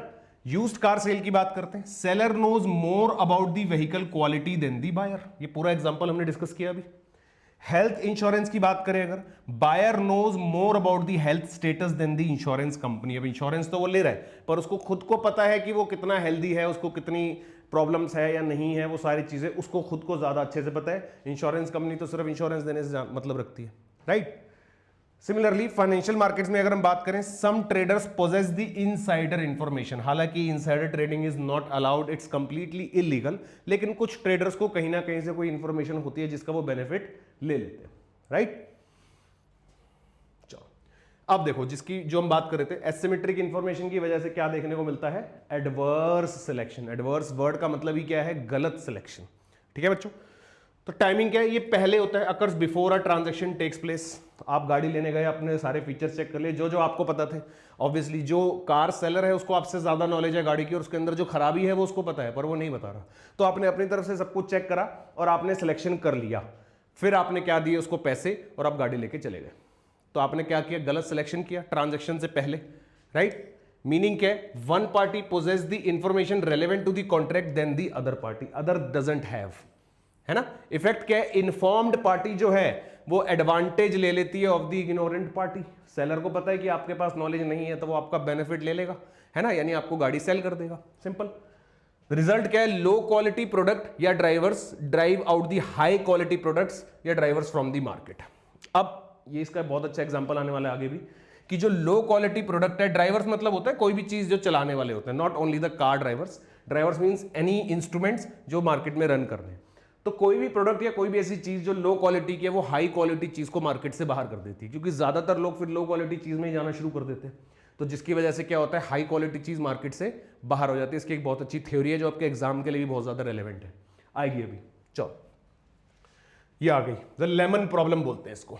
जॉर्ज एकरलॉफ ने दी थी, पहले तो नाम याद कर लो, थ्योरी का नाम और पर्सन का नाम दोनों। क्या एस्पेक्ट था, डेवलपर था ये। मार्केट इसने कौन सी उठाई, यूज्ड कार मार्केट का इसने एग्जांपल लिया। देखो इसने लेमन प्रॉब्लम वर्ड यूज करा है, मैं बता देता हूं थोड़ा सा। इसने बेसिकली क्या करा, यूज्ड जो लो क्वालिटी कार्स थी उनको नाम दिया लेमन्स, ठीक है। अब मार्केट में ये वाली गाड़ियां ज्यादा होने की वजह से, क्योंकि कम प्राइस पर मिलती है, तो कम प्राइस में मिलने की वजह से लोग ज्यादा ये वाली गाड़ियां परचेस करने लग गए और एडवर्स सिलेक्शन ज्यादा होने लगा इसकी वजह से इकोनॉमी में, ठीक है ना। तो हुआ क्या, जो न्यू कार सेलर्स थे उनकी मार्केट धीरे धीरे कम हो गई और वो वहां से चले गए। उनको पता लग गया कि अब उनकी न्यू कार सोल्ड नहीं हो रही है, क्योंकि मार्केट में इतनी ज्यादा एबंडेंट हो गई है यूज्ड लो क्वालिटी कार्स, ठीक है। तो ये जो यूज्ड लो क्वालिटी कार्स थी, इसी को इसने डिनोट किया लेमन से, कि लाइक लेमन्स ये लोग इतनी ज्यादा फैल गए, इतनी ज्यादा बिखर गई हैं कि अभी इन्होंने हाई क्वालिटी प्रोडक्ट को मार्केट से बाहर कर दिया, ठीक है। देखते हैं, तो मार्केट है यूज्ड कार मार्केट, लेमन्स को इसने क्या दिया, पुअर क्वालिटी कार्स को डिनोट किया लेमन से। ऑब्जेक्टिव के लिए बड़ा इंपॉर्टेंट टॉपिक है ये, कि लेमन्स को किस चीज से डिनोट करा गया अपनी थ्योरी में इसने, पुअर क्वालिटी कार्स को। चार ऑप्शन दे देते हैं वो, पुअर क्वालिटी कार्स या हाई क्वालिटी कार्स या सेकंड हैंड कार या फर्स्ट शोरूम कार, कुछ भी ऐसे एग्जांपल दे सकते हैं। सिचुएशन क्या है, seller knows true quality and buyer doesn't, वही एसिमेट्रिक इंफॉर्मेशन, राइट। तो हुआ क्या, बायर का रिस्पॉन्स देखो, willing to pay based on the average quality of the used car. इतना तो वो एक्सपेक्ट करते ही है कि एवरेज क्वालिटी होगी गाड़ी की। जब आप यूज्ड कार लेने जा रहे हो तो आप टॉप नॉच क्वालिटी तो एक्सपेक्ट नहीं कर सकते, लेकिन एक एवरेज क्वालिटी एक्सपेक्ट कर सकते हो, राइट। तो एवरेज क्वालिटी के एक्सपेक्टेशन के साथ बायर आता है। प्राइस ऑफर होता है lower than the price acceptable for the good quality cars. अब जो गुड क्वालिटी कार्स है उससे कम प्राइस एक्सपेक्ट करके आता है बायर, और मिल भी जाता है उसको, राइट। तो रिजल्ट क्या होता है, गुड कार्स के साथ sellers withdraw good cars from the market. तो जो गुड कार्स है वो मार्केट से चली जाती हैं, जो सेलर्स हैं गुड कार्स के वो उस मार्केट से विड्रॉ कर लेते हैं अपने आप को। फाइनल आउटकम, मार्केट फ्लड हो जाती है विद द लेमन्स, यानी कि ओल्ड यूज्ड कार से जो मार्केट है वो पूरी फ्लडेड हो जाती है, और which results to market failure, जिसकी वजह से क्या देखने को मिलता है बच्चों, मार्केट फेलियर देखने को मिलता है। ये स्टेटमेंट देखो, just as low quality high risk buyers drive out, जो लो क्वालिटी और हाई रिस्क वाले बायर्स हैं वो किसको बाहर कर देते हैं, high quality low risk buyers को इन द इंश्योरेंस, वैसे ही लो क्वालिटी कार जो है वो बाहर कर देती है हाई क्वालिटी कार्स को फ्रॉम दी मार्केट, ठीक है जी। चलो, तो ये है बेटा लेमन प्रॉब्लम, एग्जाम के लिए बहुत ज्यादा इंपॉर्टेंट है, प्लीज ध्यान से नोट करेंगे इसको, ठीक है ना। अब आता है moral hazard. No, what is moral hazard? First of all, adverse selection होता है before the transaction, moral hazard होता है बाद में। जैसे कि अगर आपने कराया है इंश्योरेंस अपनी गाड़ी का, कॉम्प्रिहेंसिव इंश्योरेंस होता है, एक थर्ड पार्टी इंश्योरेंस होता है, बच्चों को पता होगा। कॉम्प्रिहेंसिव मतलब जब आप ओवरऑल इंश्योरेंस कराते हैं, यानी कि अगर बाय चांस एक्सीडेंट होता है गाड़ी का तो आपको भी क्लेम मिलेगा और जिसका नुकसान हुआ है सामने वाले का उसको भी क्लेम मिलेगा। तो उसका मिलना is the first priority which is mandatory insurance in our country, third party insurance. और कॉम्प्रिहेंसिव मतलब जिसके अंदर आपकी गाड़ी का और आपका भी जो डैमेज है वो कवर्ड होगा इंश्योरेंस के अंदर। तो अगर आप कॉम्प्रिहेंसिव इंश्योरेंस कराते हो तो एक नॉर्मल थॉट प्रोसेस बताया गया यहां पर। मॉरल हैजार्ड क्या है इसमें कि जब आप इंश्योरेंस करा लेते हो तो आप सेफ्टी के साथ ड्राइव नहीं करते। Most of the people safety के साथ ड्राइव नहीं करते क्योंकि उनको पता है कि अगर कुछ नुकसान होगा तो उसको कौन भरेगा, इंश्योरेंस कंपनी, है कि नहीं। उनके माइंड में क्या है कि अगर कुछ भी नुकसान हुआ गाड़ी का या कुछ भी दिक्कत आई तो कौन संभाल लेगा, इंश्योरेंस कंपनी। तो ये एक मॉरल हैजार्ड है which leads to market failure. क्योंकि ऐसा होने की वजह से क्या हो रहा है, बहुत ज्यादा इंश्योरेंस क्लेम्स हो रहे हैं, रेगुलर बेसिस पर इंश्योरेंस क्लेम्स होने की वजह से ये मॉरल हैजार्ड को जन्म देता है। और दूसरा, हेल्थ इंश्योरेंस को भी आप ऐसे ही समझ सकते हो। अगर हेल्थ इंश्योरेंस है तो आप हेल्थ का ध्यान नहीं रखते लोग, फिर वो क्या सोचते हैं कि अगर कुछ प्रॉब्लम आई तो हॉस्पिटलाइज होंगे, हेल्थ इंश्योरेंस कंपनी पैसा दे देगी, राइट। देखते हैं तो टाइमिंग क्या है, occurs after a market exchange और ट्रांजेक्शन, मतलब ट्रांजेक्शन होने के बाद की बातें हैं ये। मीनिंग क्या है, opportunism where the informed person takes the advantage through unobserved action. कोई अनऑब्जर्व्ड एक्शन का वो पहले से एडवांटेज लेता है अपनी नॉलेज के बेसिस पर। रूट कॉज क्या है, one party knows they won't bear the consequences. ये बड़ी मेन टर्म है कि मॉरल हैजार्ड में उसको पता है कि उसको कॉन्सिक्वेंसेज बियर नहीं करने, उसकी कॉस्ट बियर नहीं करनी। उसी को यहां पर कॉन्सिक्वेंस बोला जा रहा है कि he himself don't have to bear any cost, ठीक है, ऑफ देयर बैड बिहेवियर। तो इफेक्ट क्या होता है, engage is in a risky behaviour और fails to act in good faith. इसलिए वो सही से बिहेव नहीं करता। दोनों एग्जांपल माइंड में रखेंगे, एक तो कार ड्राइविंग का और एक हेल्थ का, है ना। चलो, तो moral hazard in insurance market देखो, driver with comprehensive insurance, comprehensive मैंने आपको बताया जब ओवरऑल इंश्योरेंस होता है, became less careful while driving. तो ये इसका क्या है, बिहेवियर चेंज हो रहा है which leads to market failure, है ना। Person with medical insurance less concerned about the doctor charging excessive fees and using unnecessary procedures. कोई मतलब ही नहीं है डॉक्टर जो मर्जी चार्ज करे, जैसे मर्जी ट्रीटमेंट करे, क्योंकि उसको पैसे देने ही नहीं, पैसे तो कौन देगा, इंश्योरेंस कंपनी देगी। तो क्या हो जाते हैं कॉन्सिक्वेंस, मोर इंश्योरेंस क्लेम्स, प्रीमियम्स राइज हो जाते हैं सबके लिए, many potential customer driven out, and in extreme cases insurance companies refuse to sell the insurance which leads to missing markets which is a form of market failure। तो समझ आई बात। जब insurance company ज्यादा क्लेम देने लग जाती है तो उनके ऊपर बर्डन है।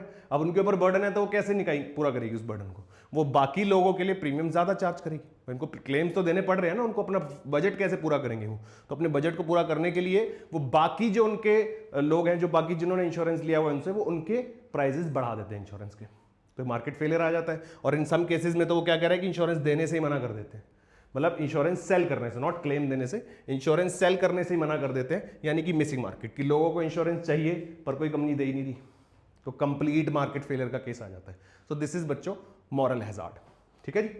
चलो, नाउ ये तो थे कुछ मार्केट फेलियर जो हमें देखने को मिले।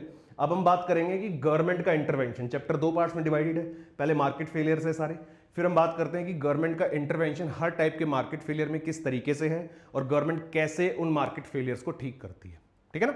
तो government intervention to minimise the market power. एक हमने सबसे पहले पढ़ा था type of market failure, that is market power, मतलब मोनोपोली पावर क्रिएट नहीं होनी चाहिए, किसी इंडिविजुअल के पास बहुत ज्यादा पावर नहीं होनी चाहिए, नहीं तो वो प्राइस को डिस्क्रिमिनेट करेगा, रॉन्ग क्वांटिटी रॉन्ग प्राइस पे बेचेगा, है ना, एक्सप्लॉइट करेगा कहीं ना कहीं, तो which leads to market failure. तो गवर्नमेंट का इंटरवेंशन यहां पर कैसे है, तो देखो पहले तो क्यों जरूरी है गवर्नमेंट का इंटरवेंशन, क्योंकि social cost imposed by monopoly, monopoly से एक सोशल कॉस्ट इंपोज हो जाती है, higher prices, restricted output and inefficiency. हमने बातें पढ़ी थी कि प्राइसेस ज्यादा चार्ज होते हैं, आउटपुट बहुत कम प्रोड्यूस होता है, और इनएफिशिएंट एलोकेशन ऑफ रिसोर्सेज की वजह से।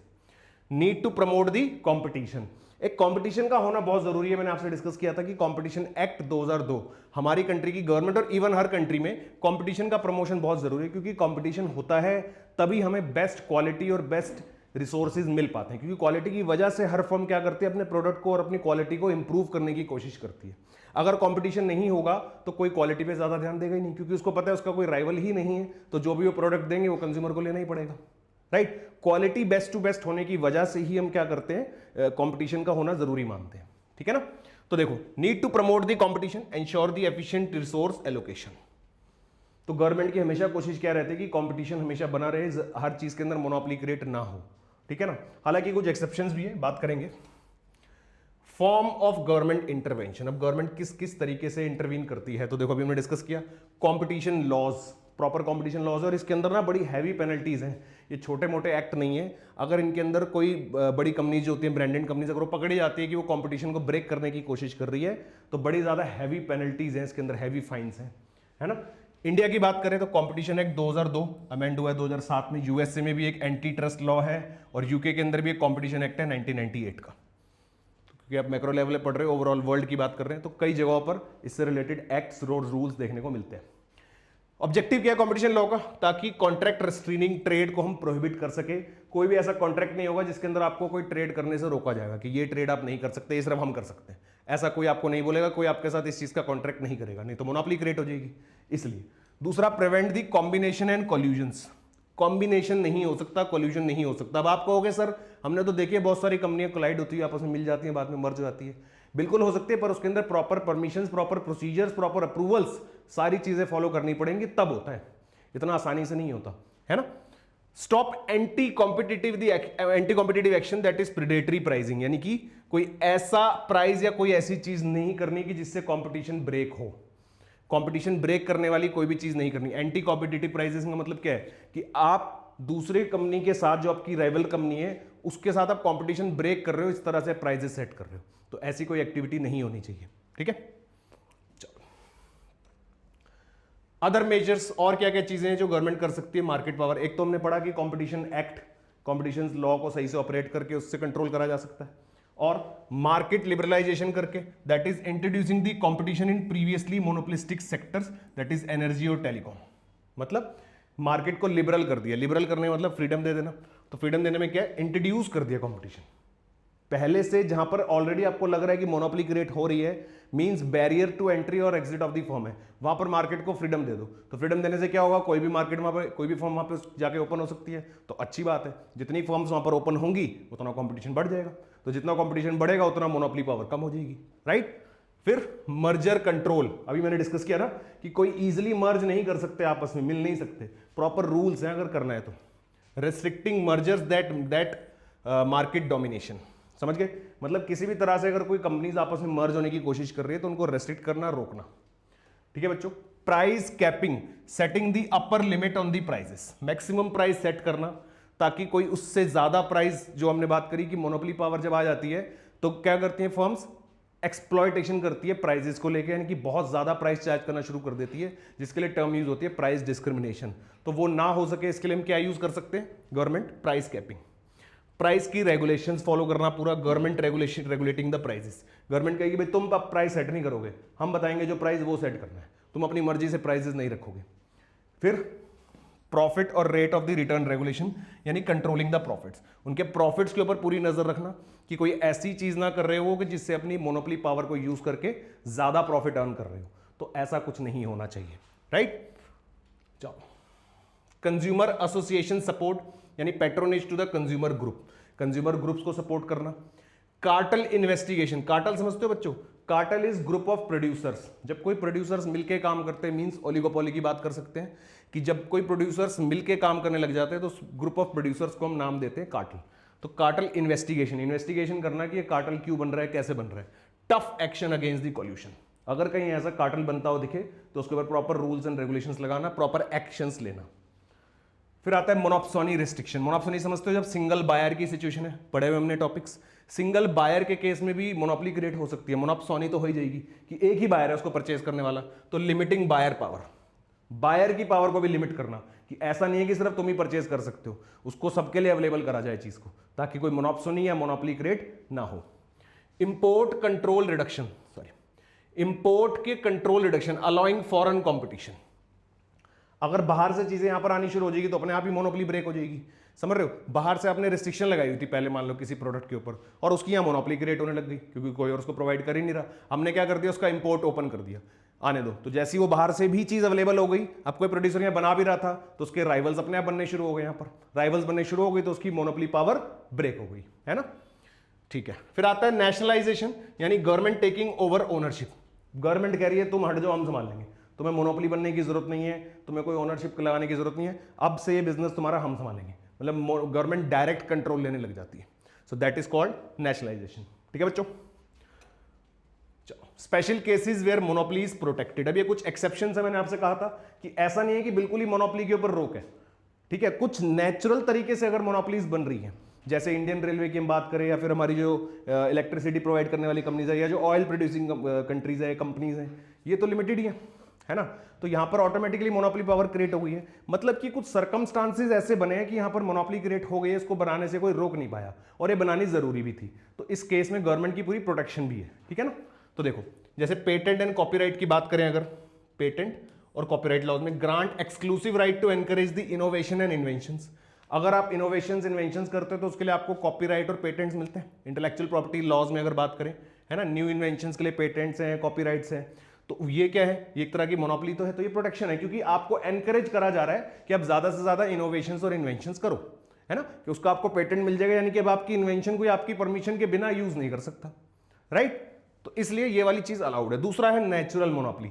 नेचुरल में क्या है कि one firm can produce the entire output at a lower cost than the multiple firm, that is electricity, gas और water.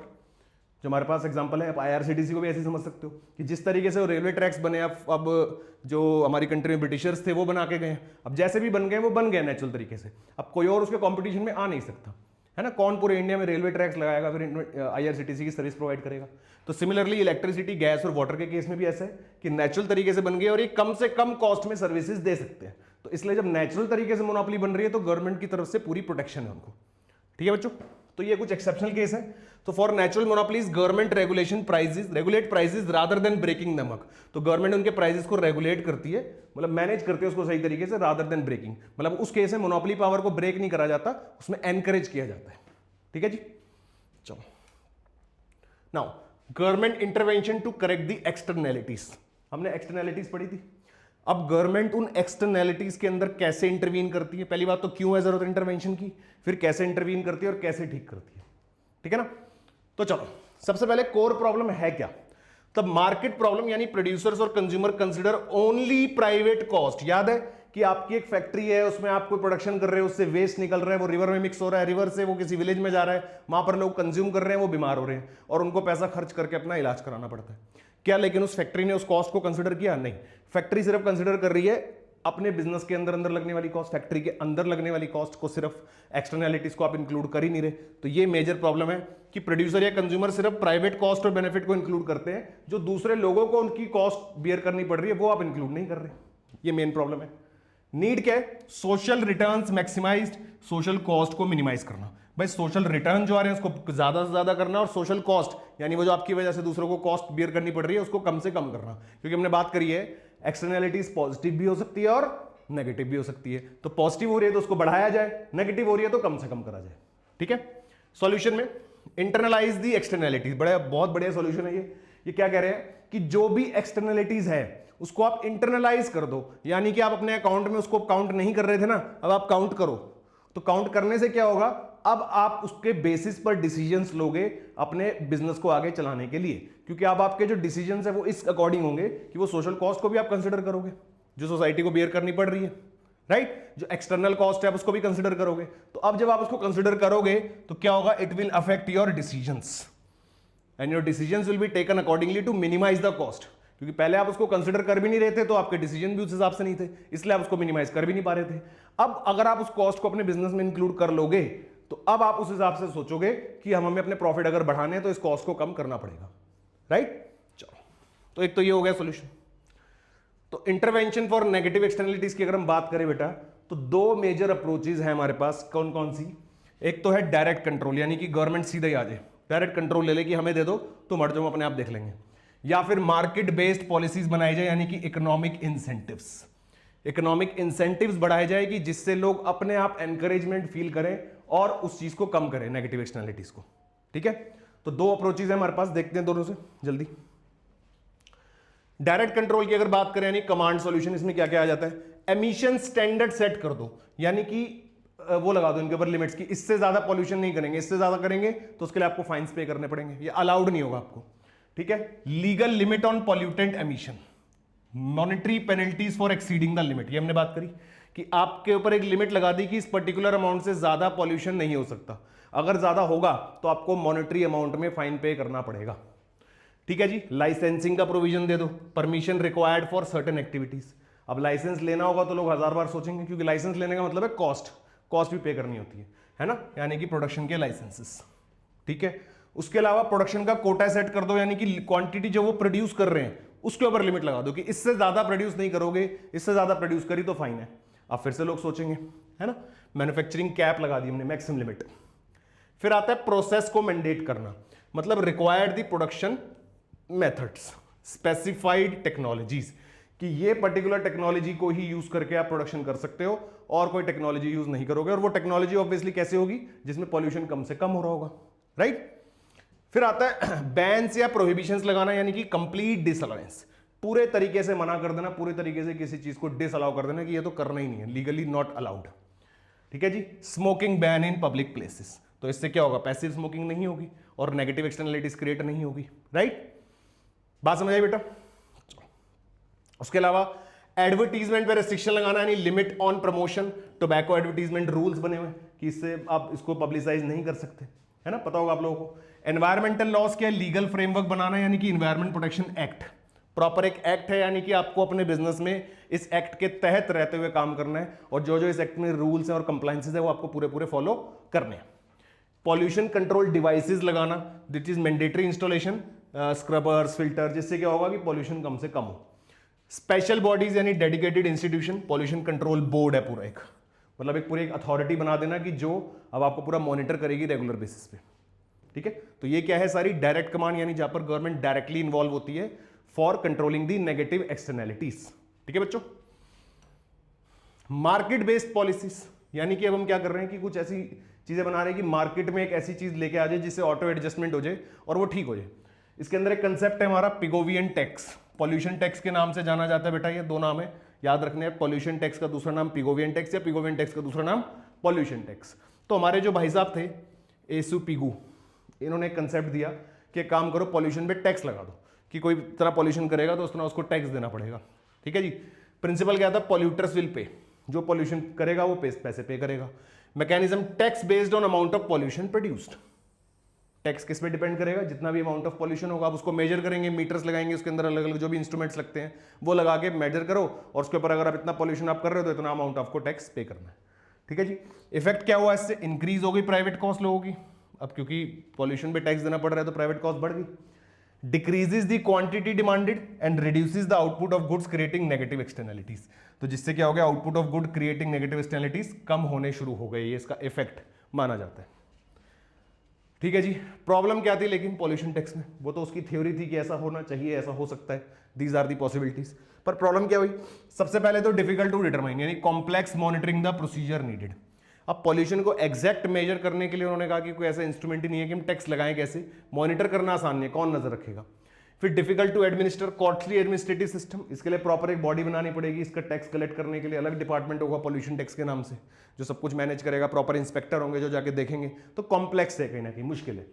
In elastic demand issue, जिस केस में डिमांड इन इलास्टिक है वहां पर ध्यान देना, वहां पर क्या होगा, बर्डन कंज्यूमर के ऊपर जाएगा, क्योंकि जब जब डिमांड इन इलास्टिक होती है तो प्रोड्यूसर के ऊपर जो टैक्स का बर्डन होता है वो उतना ज्यादा कंज्यूमर पे शिफ्ट कर सकता है, क्योंकि उसको पता है कंज्यूमर किसी भी प्राइस पे ले लेगा प्रोडक्ट। और अगर कंज्यूमर की डिमांड इन इलास्टिक है और उसके ऊपर गवर्नमेंट की तरफ से कोई बर्डन आ गया प्रोड्यूसर के ऊपर, तो क्या कहेगा, मेरे कंज्यूमर की डिमांड तो इन इलास्टिक है, यानी ये किसी भी प्राइस पे ले सकता है, तो जो भी बर्डन उसको गवर्नमेंट से आया है एक्स्ट्रा अमाउंट ऑफ टैक्स का, वो सारा बर्डन कहां डाल देगा, कंज्यूमर पे। इसकी ऑपोजिट अगर बात करें, अगर कंज्यूमर की डिमांड होती इलास्टिक तो सारा बर्डन उसको खुद लेना पड़ता, क्योंकि उसको पता है कि जैसे ही वो प्राइस बढ़ाएगा प्रोडक्ट का, कंज्यूमर भाग जाएगा। कंज्यूमर की डिमांड इलास्टिक है, लेकिन यहां नहीं भागेगा क्योंकि इन इलास्टिक है।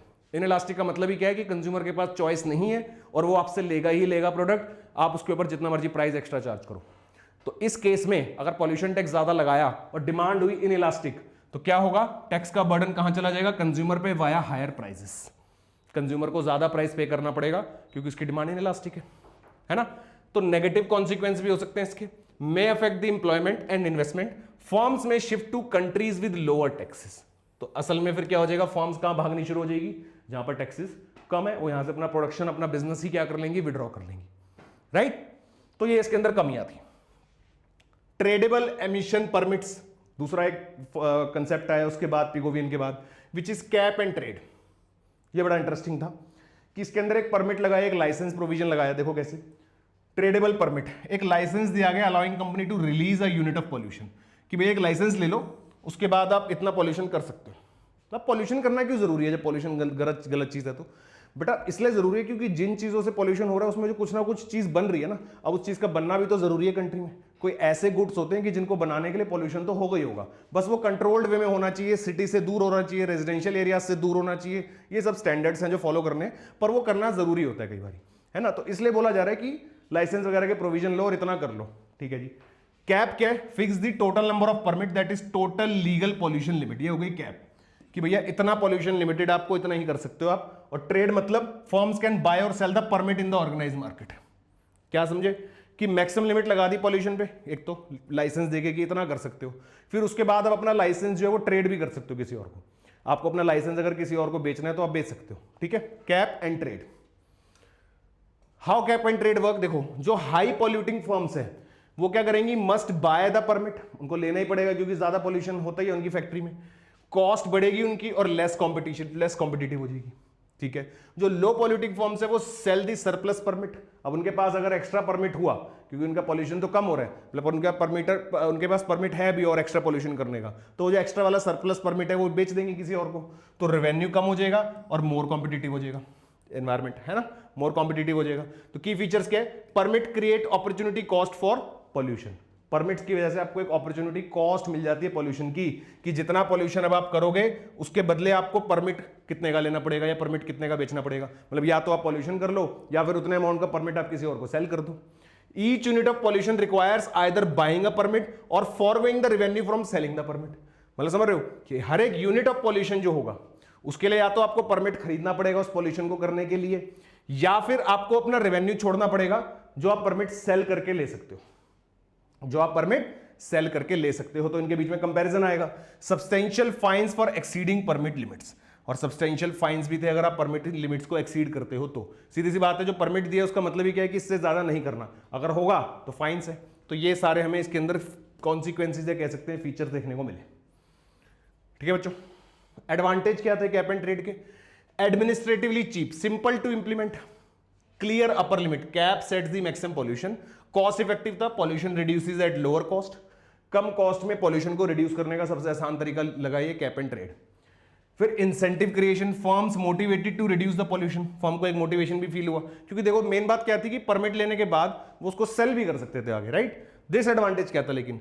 Firm with inelastic demand can shift the permit cost to consumer via higher prices. Same Pigovian tax वाली बात आ गई कि अब जो उनको परमिट लेने की कॉस्ट है, तो एक उनकी कॉस्ट तो बढ़ रही है ना कहीं, तो वो उस कॉस्ट का बर्डन कंज्यूमर पे डाल देंगी अगर इनइलास्टिक डिमांड हुई तो, जैसा सेम पिगोविन में था, ठीक है जी। Now intervention for positive externalities, problem left to market, goods with positive externalities are under produced.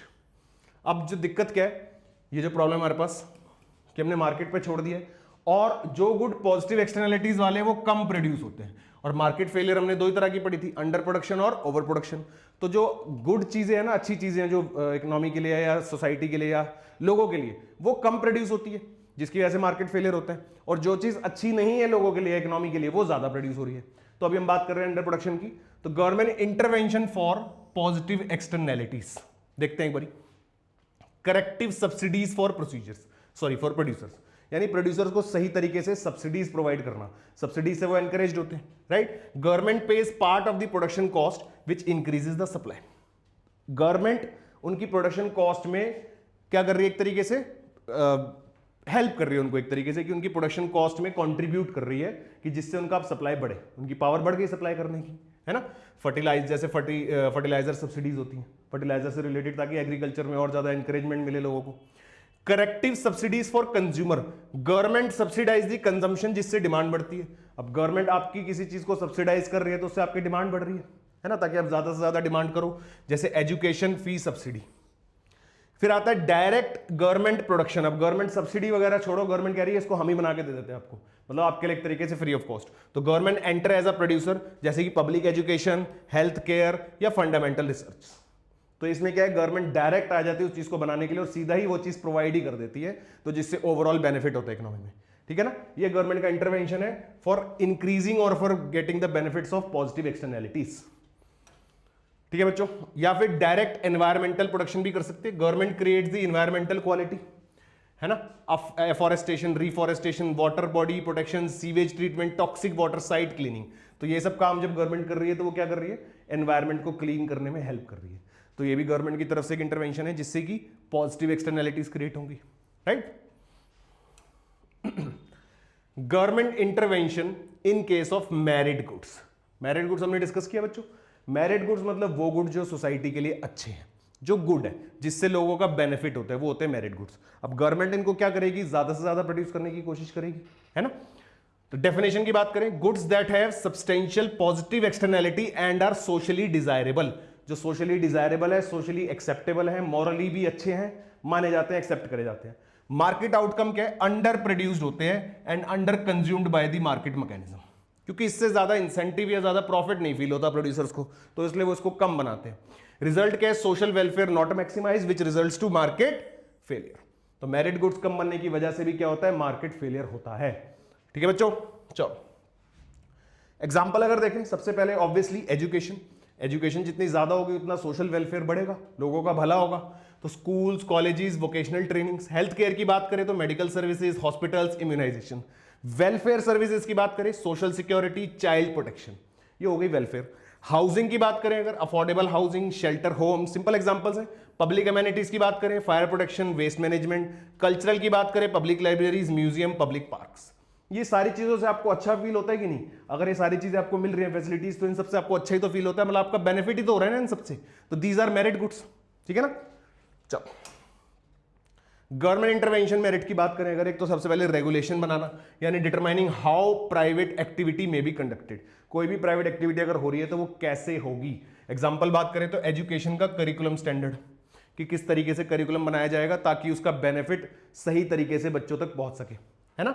Subsidies, financial support to reduce the cost, fee subsidies, textbook subsidies, मतलब कुछ ऐसी चीजों में सब्सिडीज प्रोवाइड करना ताकि वो सब लोग अफोर्ड कर सके, सब लोग उसको परचेज कर सके। ठीक है जी। डायरेक्ट गवर्नमेंट का provision, government produces and private the goods, जो हमने बात करी थी पीछे, जैसे government schools, public hospitals. Government यानी कि हेल्प कर रही है कि मेरिट गुड्स ज्यादा बने। उसके अलावा मिक्स्ड प्रोविजन भी हो सकता है, combination of the government and market provisions, that is PPP in the education और हेल्थ केयर। मतलब ये कौन सी चीजें हैं कि जहां पर गवर्नमेंट भी इंटरवीन कर रही है और मार्केट के अंदर भी वो एक तो डायरेक्ट भी प्रोवाइड कर रही है चीजें और गवर्नमेंट मार्केट को भी कंट्रोल कर रही है, ठीक है, जिससे मेरिट गुड्स का ज्यादा से ज्यादा प्रोडक्शन हो। ठीक है बच्चों। उसके अलावा कंपलसरी कंजम्पशन कर दो कुछ चीज का, मैंडेटरी कंजम्पशन बाय लॉ, कि लॉ के अंदर लिख दे ये मैंडेटरी है, जैसे compulsory immunisation, helmet use, seat belt laws, इनको क्या कर दिया मैंडेटरी, क्योंकि आपके बेनिफिट के लिए ये चीजें हैं, तो ये गवर्नमेंट चाहती है कि ज्यादा से ज्यादा हो और मैंडेटरी कर दिया इनको। फी प्रोविजन कर दिया free, market making goods completely free at a point of consumption, जैसे free hospital treatment, free education. तो ये भी है फैसिलिटीज कंट्री में। तो ये क्यों बनाई गई है? क्योंकि ये मैंडेटरी करी जा रही है, क्योंकि ये मेरिट गुड्स हैं और ये हम चाहते हैं कि हर एक तक पहुंचे, हर एक कोई इसका बेनिफिट ले पाए। ठीक है ना। चलो की एग्जांपल्स अगर आप देखें कंपलसरी एजुकेशन का, सॉरी कंपलसरी कंजम्पशन का, right of children to free and compulsory education act है पूरा 2009 का, जिसके अंदर फ्री और कंपलसरी एजुकेशन है 6 से 14 साल तक। फ्री और कंपलसरी दोनों वर्ड्स हैं। हमारी कंट्री में प्रोविजन बना हुआ है कि 6 to 14 ईयर्स का हर बच्चा फ्री में और कंपलसरी एजुकेशन लेगा ही लेगा, और फ्री प्रोवाइडेड है। Compulsory immunisation required for preventing spread of contagious disease, कोविड-19, है ना, ये भी गवर्नमेंट की तरफ से कंपलसरी वाली चीज है। कोविड-19 treatment, forced medical treatment if suspected of having contagious disease, आपको लेना ही पड़ेगा ट्रीटमेंट अगर कंटेजियस डिजीज होगी तो, क्योंकि आपकी वजह से दूसरों को नुकसान हो सकता है। हेलमेट और सीट बेल्ट लॉस की बात करें तो मैंडेटरी यूज फॉर सेफ्टी। तो ये कुछ एग्जांपल्स है जो कंपलसरी कंजम्पशन है गवर्नमेंट की तरफ से कि आपको लेना ही पड़ेगा, आप मना नहीं कर सकते। ठीक है जी। चलो government intervention in case of demerit goods. अब डीमेरिट गुड्स क्या है? जो सोसाइटी को नुकसान पहुंचा रहे हैं, जिनसे लोगों का भला तो छोड़ो उल्टा नुकसान ज्यादा हो रहा है। तो गवर्नमेंट को अब इनको क्या करना चाहिए? रोकना चाहिए, इनकी प्रोडक्शन कम करनी चाहिए, या फिर इनको कंट्रोल्ड वे में करना चाहिए। अब आप कहोगे सर नुकसान हो रहा है तो कम कंट्रोल क्या, बंद ही कर दो। लेकिन प्रॉब्लम यह है कि इनकी वजह से टैक्स और इनकम जनरेट होता है इकोनॉमी, जो इकोनॉमी को रन करने के लिए काम आता है, राइट। तो डीमेरिट गुड्स को हम उनका प्रोडक्शन को कंट्रोल कर सकते हैं। कैसे? सबसे पहले तो definition, goods that are socially undesirable with significant negative externalities. Market outcome over production होती है इनकी and over consumed under the free markets. मतलब कोई भी इजिली कंज्यूम कर सकता है।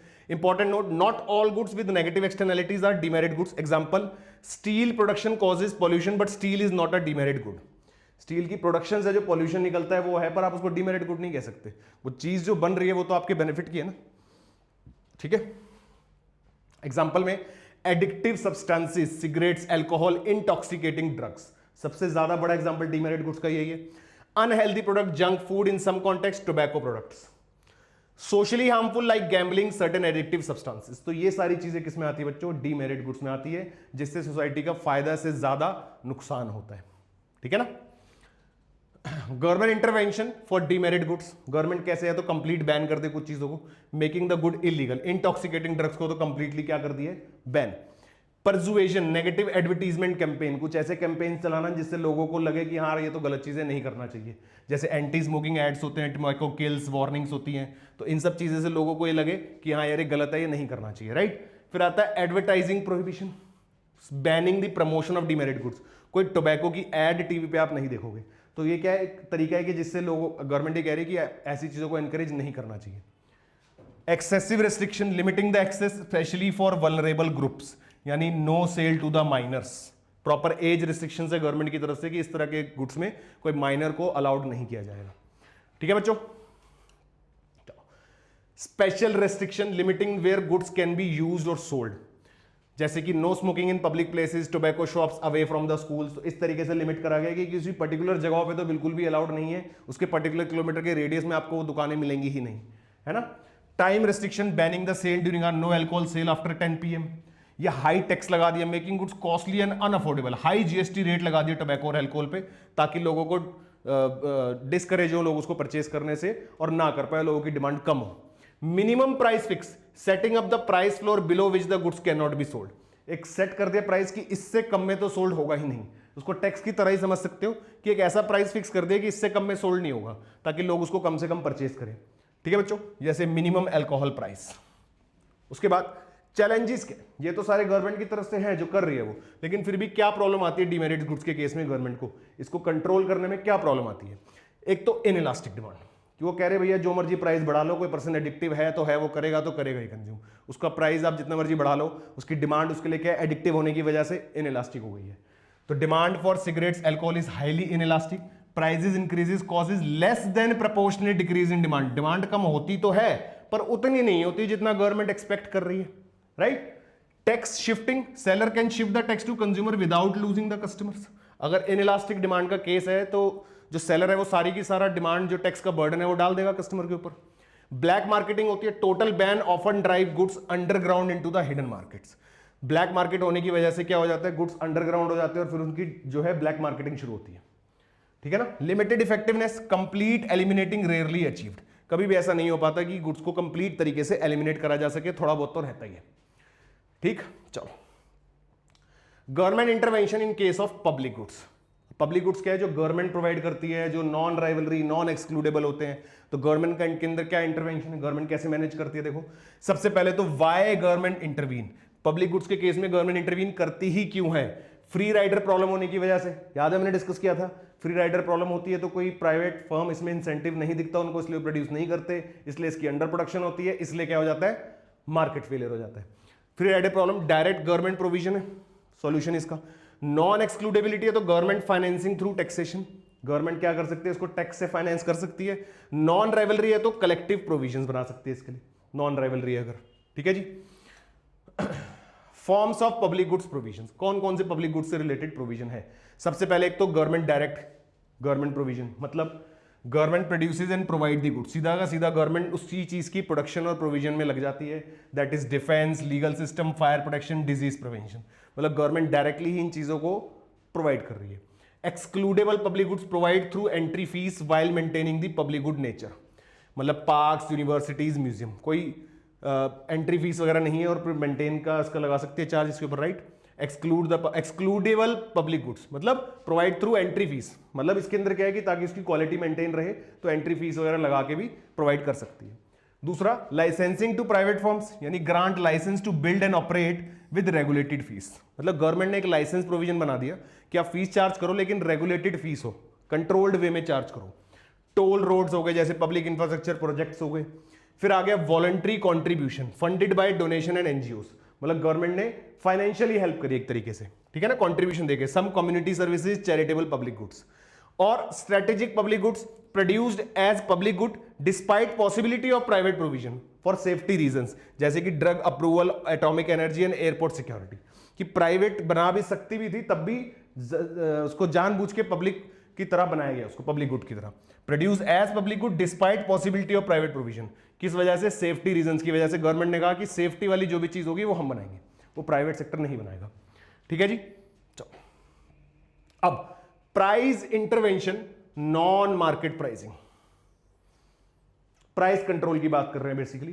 तो देखो बेटा, दो तरीके से प्राइस कंट्रोल होता है, प्राइस फ्लोर जिसको हम बोलते हैं मिनिमम प्राइस सेट करना किसी चीज का, और प्राइस सीलिंग मतलब मैक्सिमम प्राइस सेट करना, मतलब समझते हैं।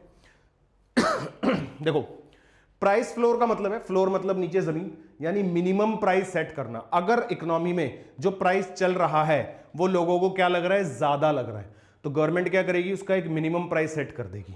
मतलब ऑलरेडी जो प्राइस मिल रहा है उन लोगों को क्या लग रहा है? सॉरी, ज्यादा नहीं कम लग रहा है, ज्यादा नहीं कम लग रहा है। इसका हम एग्जांपल किस में लेते हैं जनरली?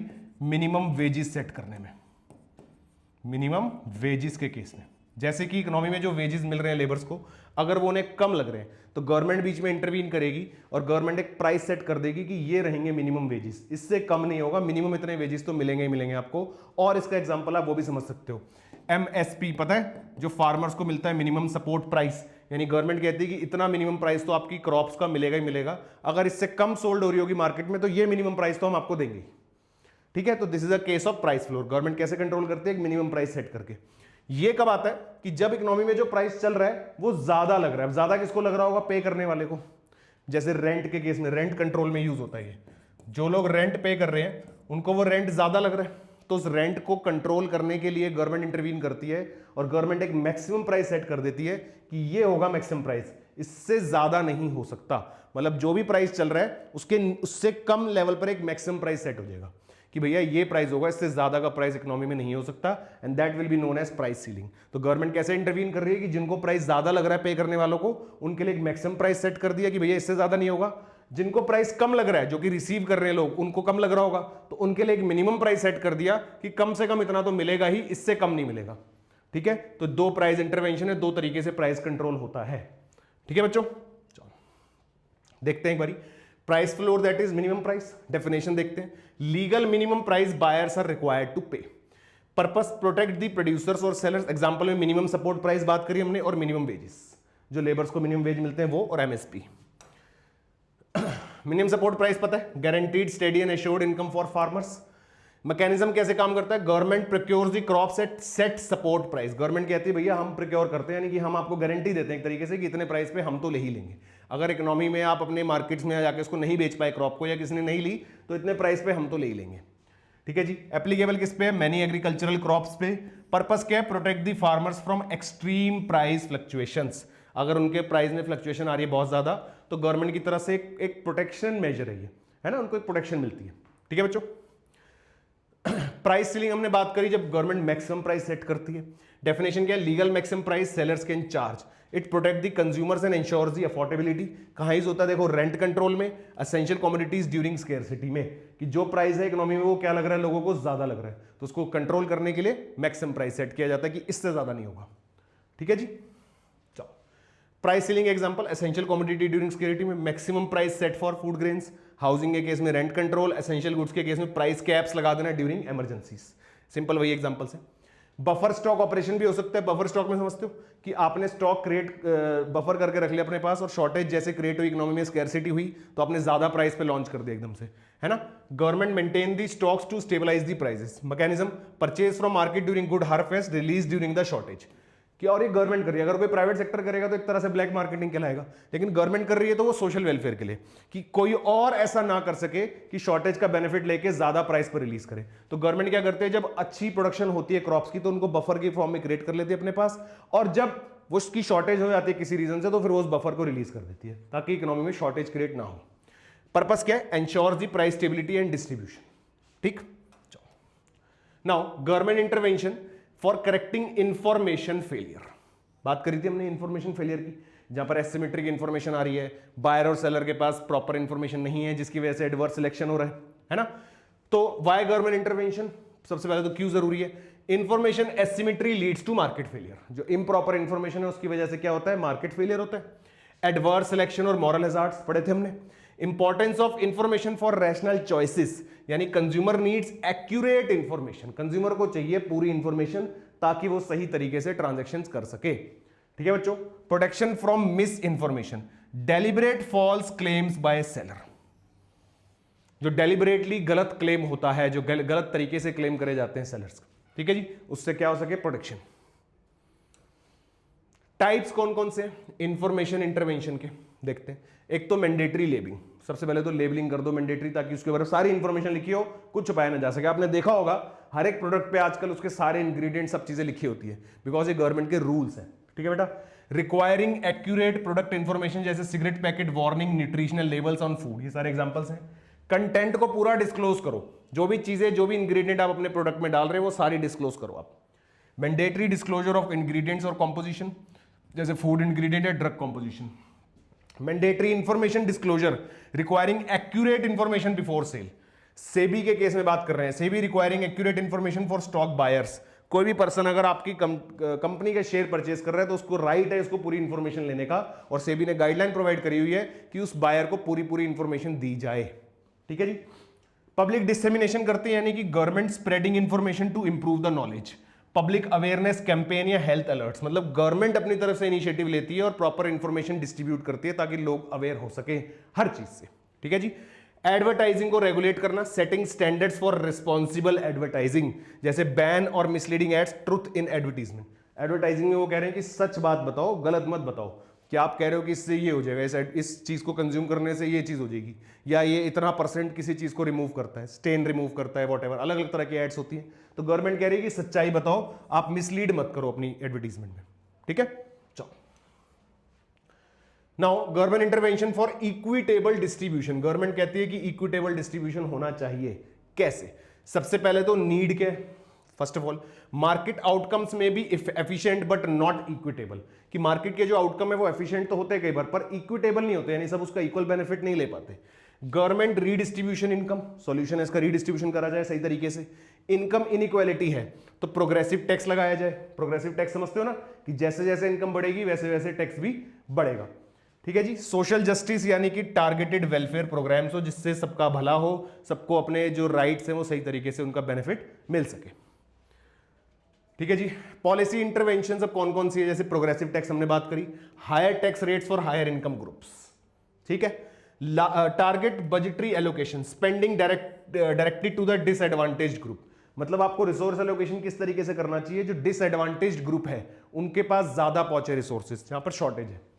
अनएम्प्लॉयमेंट कंपनसेशन होना चाहिए, फाइनेंशियल सपोर्ट होना चाहिए अनएम्प्लॉयड लोगों के लिए, जो कोशिश कर रहे हैं, जो अनएम्प्लॉयड की डेफिनेशन के हिसाब से बात करें कि जो लोग काम ढूंढ रहे हैं, वो are willing and able to work but doesn't get the work, तो उनको कुछ फाइनेंशियल सपोर्ट मिलना चाहिए till the time they get the job, right. Transfer payments, यानी direct cash transfer to the beneficiaries, जहां जहां पर जरूरत है या जहां पर हो सकता है वहां पर डायरेक्ट कैश ट्रांसफर होना चाहिए। सब्सिडीज मिलनी चाहिए, reduce prices for essential goods for the poor. Social security schemes, या like pension, insurance for the vulnerable groups, तो गवर्नमेंट की तरफ से अगर ये सारे सपोर्ट होंगे तो इजीली इक्विटेबल डिस्ट्रीब्यूशन हो सकता है, यानी इकोनॉमी में इक्विटी मेंटेन हो सकती है। Rich will not get more richer and poor will not get more poorer, दोनों को इक्वल बेनिफिट्स मिलेंगे, ठीक है जी। जॉब रिजर्वेशन होनी चाहिए, आप ये तो आपको पता होगा। Kota's in employment for disadvantaged group of societies के लिए कोटाज होते हैं, यानी कि सीट रिजर्व होती हैं ताकि उनको ऐसा ना हो कि उनको बेनिफिट ना मिल पाए उनके डिसएडवांटेज होने की वजह से, ठीक है ना। लैंड रिफॉर्म्स होनी चाहिए, यानी रीडिस्ट्रीब्यूशन ऑफ लैंड, मतलब लैंड सीलिंग्स वाले प्रोविजन से याद है कि भैया ऐसा नहीं होगा कि कोई एक ही पर्सन सारा लैंड खरीद लेगा, सबको राइट है कि जितना जितना जो जो खरीद सकता है वो ले सकता है लैंड, तो ऐसे बहुत सारे लैंड रिफॉर्म्स के प्रोविजन से। जेंडर सेंसिटिव बजटिंग, मतलब budget allocation addressing gender equality, budget allocation इस तरीके से होना चाहिए कि सारे जेंडर्स को उसको इक्वल उसका बेनिफिट मिले, ऐसा नहीं है कि किसी एक पर्टिकुलर जेंडर को सारा बेनिफिट मिले, ठीक है जी। Black economy combat, measures against parallel economy and distortion, कोई ऐसी चीज जो पैरेलल इकोनॉमी में चल रही है, जैसे ब्लैक मार्केटिंग हो रही है, उन सबको रोकना, ठीक है ना। चलो, नाउ गवर्नमेंट का फेलियर, अब हमने ये तो देखा कि मार्केट फेलियर क्या है, गवर्नमेंट के इंटरवेंशन से कैसे ठीक हो सकता है, मेजर्स पड़ी सारी। अब गवर्नमेंट भी जरूरी नहीं है कि उन सब चीजों में सक्सेसफुल हो, गवर्नमेंट का भी फेलियर है, गवर्नमेंट भी फेल हो सकती है उन मार्केट फेलियर्स को करेक्ट करने में। ठीक है जी, तो क्या समझ आया? When government intervention in the economy to correct a market failure creates inefficiency. Government ने करा तो किस लिए? ताकि मार्केट फेलियर को ठीक करे, लेकिन हो क्या गया उससे? इनएफिशिएंसी क्रिएट हो गई which leads to misallocation of the scarce resources. Scarce resources का गलत एलोकेशन हो गया गवर्नमेंट से, तो this is called government failure. गलती तो हो सकती है भाई, गवर्नमेंट से भी हो सकती है ना। कॉजेस क्या है? एक तो इनइफेक्टिव इंटरवेंशन, गवर्नमेंट ने इंटरवेंशन तो करा पर वो इतना इफेक्टिव रहा ही नहीं, उसका इफेक्ट इतना नहीं हुआ, मतलब intervention fails to achieve the objective that is wastage of resources expended. उस मार्केट फेलियर को ठीक करने के लिए गवर्नमेंट ने जो अपने रिसोर्सेज लगाए वो सारे वेस्ट हो गए, इनइफेक्टिव रहा। ठीक है ना, फ्रेश प्रॉब्लम क्रिएट हो गई। Intervention produces the new and more serious problem than the original market failure. पहले से ही मार्केट फेलियर था, अब गवर्नमेंट के इंटरवेंशन की वजह से एक नई प्रॉब्लम क्रिएट हो गई, एक नई प्रॉब्लम ने जन्म ले लिया। अब वो मार्केट फेलियर तो छोड़ो, अब नई तरह की प्रॉब्लम क्रिएट होनी शुरू हो गई। तो दिस इज द रीजन और these are the causes for government failure, not market failure, government failure. ठीक है जी, इंपॉर्टेंट कंसिडरेशन अगर हम देखें तो कॉस्ट और बेनिफिट एनालिसिस। सबसे पहले policy makers must considered all the cost and benefits of any intervention. मतलब कि जब भी कोई गवर्नमेंट इंटरवेंशन हो रहा है तो कॉस्ट और बेनिफिट का एनालिसिस होना चाहिए कि आप जब कोई पॉलिसी बनाओगे तो उससे क्या क्या कॉस्ट लगेगी और क्या क्या फायदे होंगे, दोनों को सही तरीके से कंसिडर करना चाहिए बिफोर एनी इंटरवेंशन। दूसरा, ट्रेड ऑफ चेक करो। ट्रेड ऑफ मतलब equity versus efficiency. Intervention that reduces the efficiency but increases the equity. कोई ऐसा इंटरवेंशन है जिससे एफिशिएंसी तो कम हो रही है, एफिशिएंसी क्या हो रही है? कम, और इक्विटी जो है वो बढ़ रही है। May be justified if the society values equity. तभी जस्टिफाइड होगी अगर सोसाइटी इक्विटी को ज्यादा वैल्यू कर रही है रादर देन एफिशिएंसी। कि आपने एफिशिएंसी कम करके इक्विटी बढ़ा दी, पर जरूरत वहां पे एफिशिएंसी की ज्यादा थी, इक्विटी की थी नहीं उस समय। तो आप इस चीज पे तब ध्यान दें जब हमें जरूरत है, यानी कि ट्रेड ऑफ चेक करो क्या बेटर हो रहा है। इक्विटी और एफिशिएंसी के बीच में अगर ट्रेड ऑफ हो रहा है तो आपको ये देखना है कि किस चीज की सोसाइटी को जरूरत है और किस चीज से ज्यादा बेनिफिट हो रहा है। क्या एफिशिएंसी रिड्यूस करके और इक्विटी बढ़ा के बेनिफिट हो रहा है तो ठीक है, ट्रेड ऑफ होने दो ये वाला, पर अगर नहीं है तो ऐसे ट्रेड ऑफ की कोई जरूरत नहीं है। ठीक है जी, बात समझ आई बच्चों अच्छे से? चलो जी, तो ये वाला यूनिट हुआ हमारा खत्म अच्छे से। सारे टॉपिक, सारे मार्केट फेलियर्स, गवर्नमेंट के इंटरवेंशन, फिर लास्ट में गवर्नमेंट का फेलियर, सारे टॉपिक अच्छे से डिस्कस करें। आई होप सारे बच्चों को मजा आया होगा बेटा। ठीक है, चलो मिलते हैं नेक्स्ट वीडियो में, तब तक के लिए keep learning and all the best.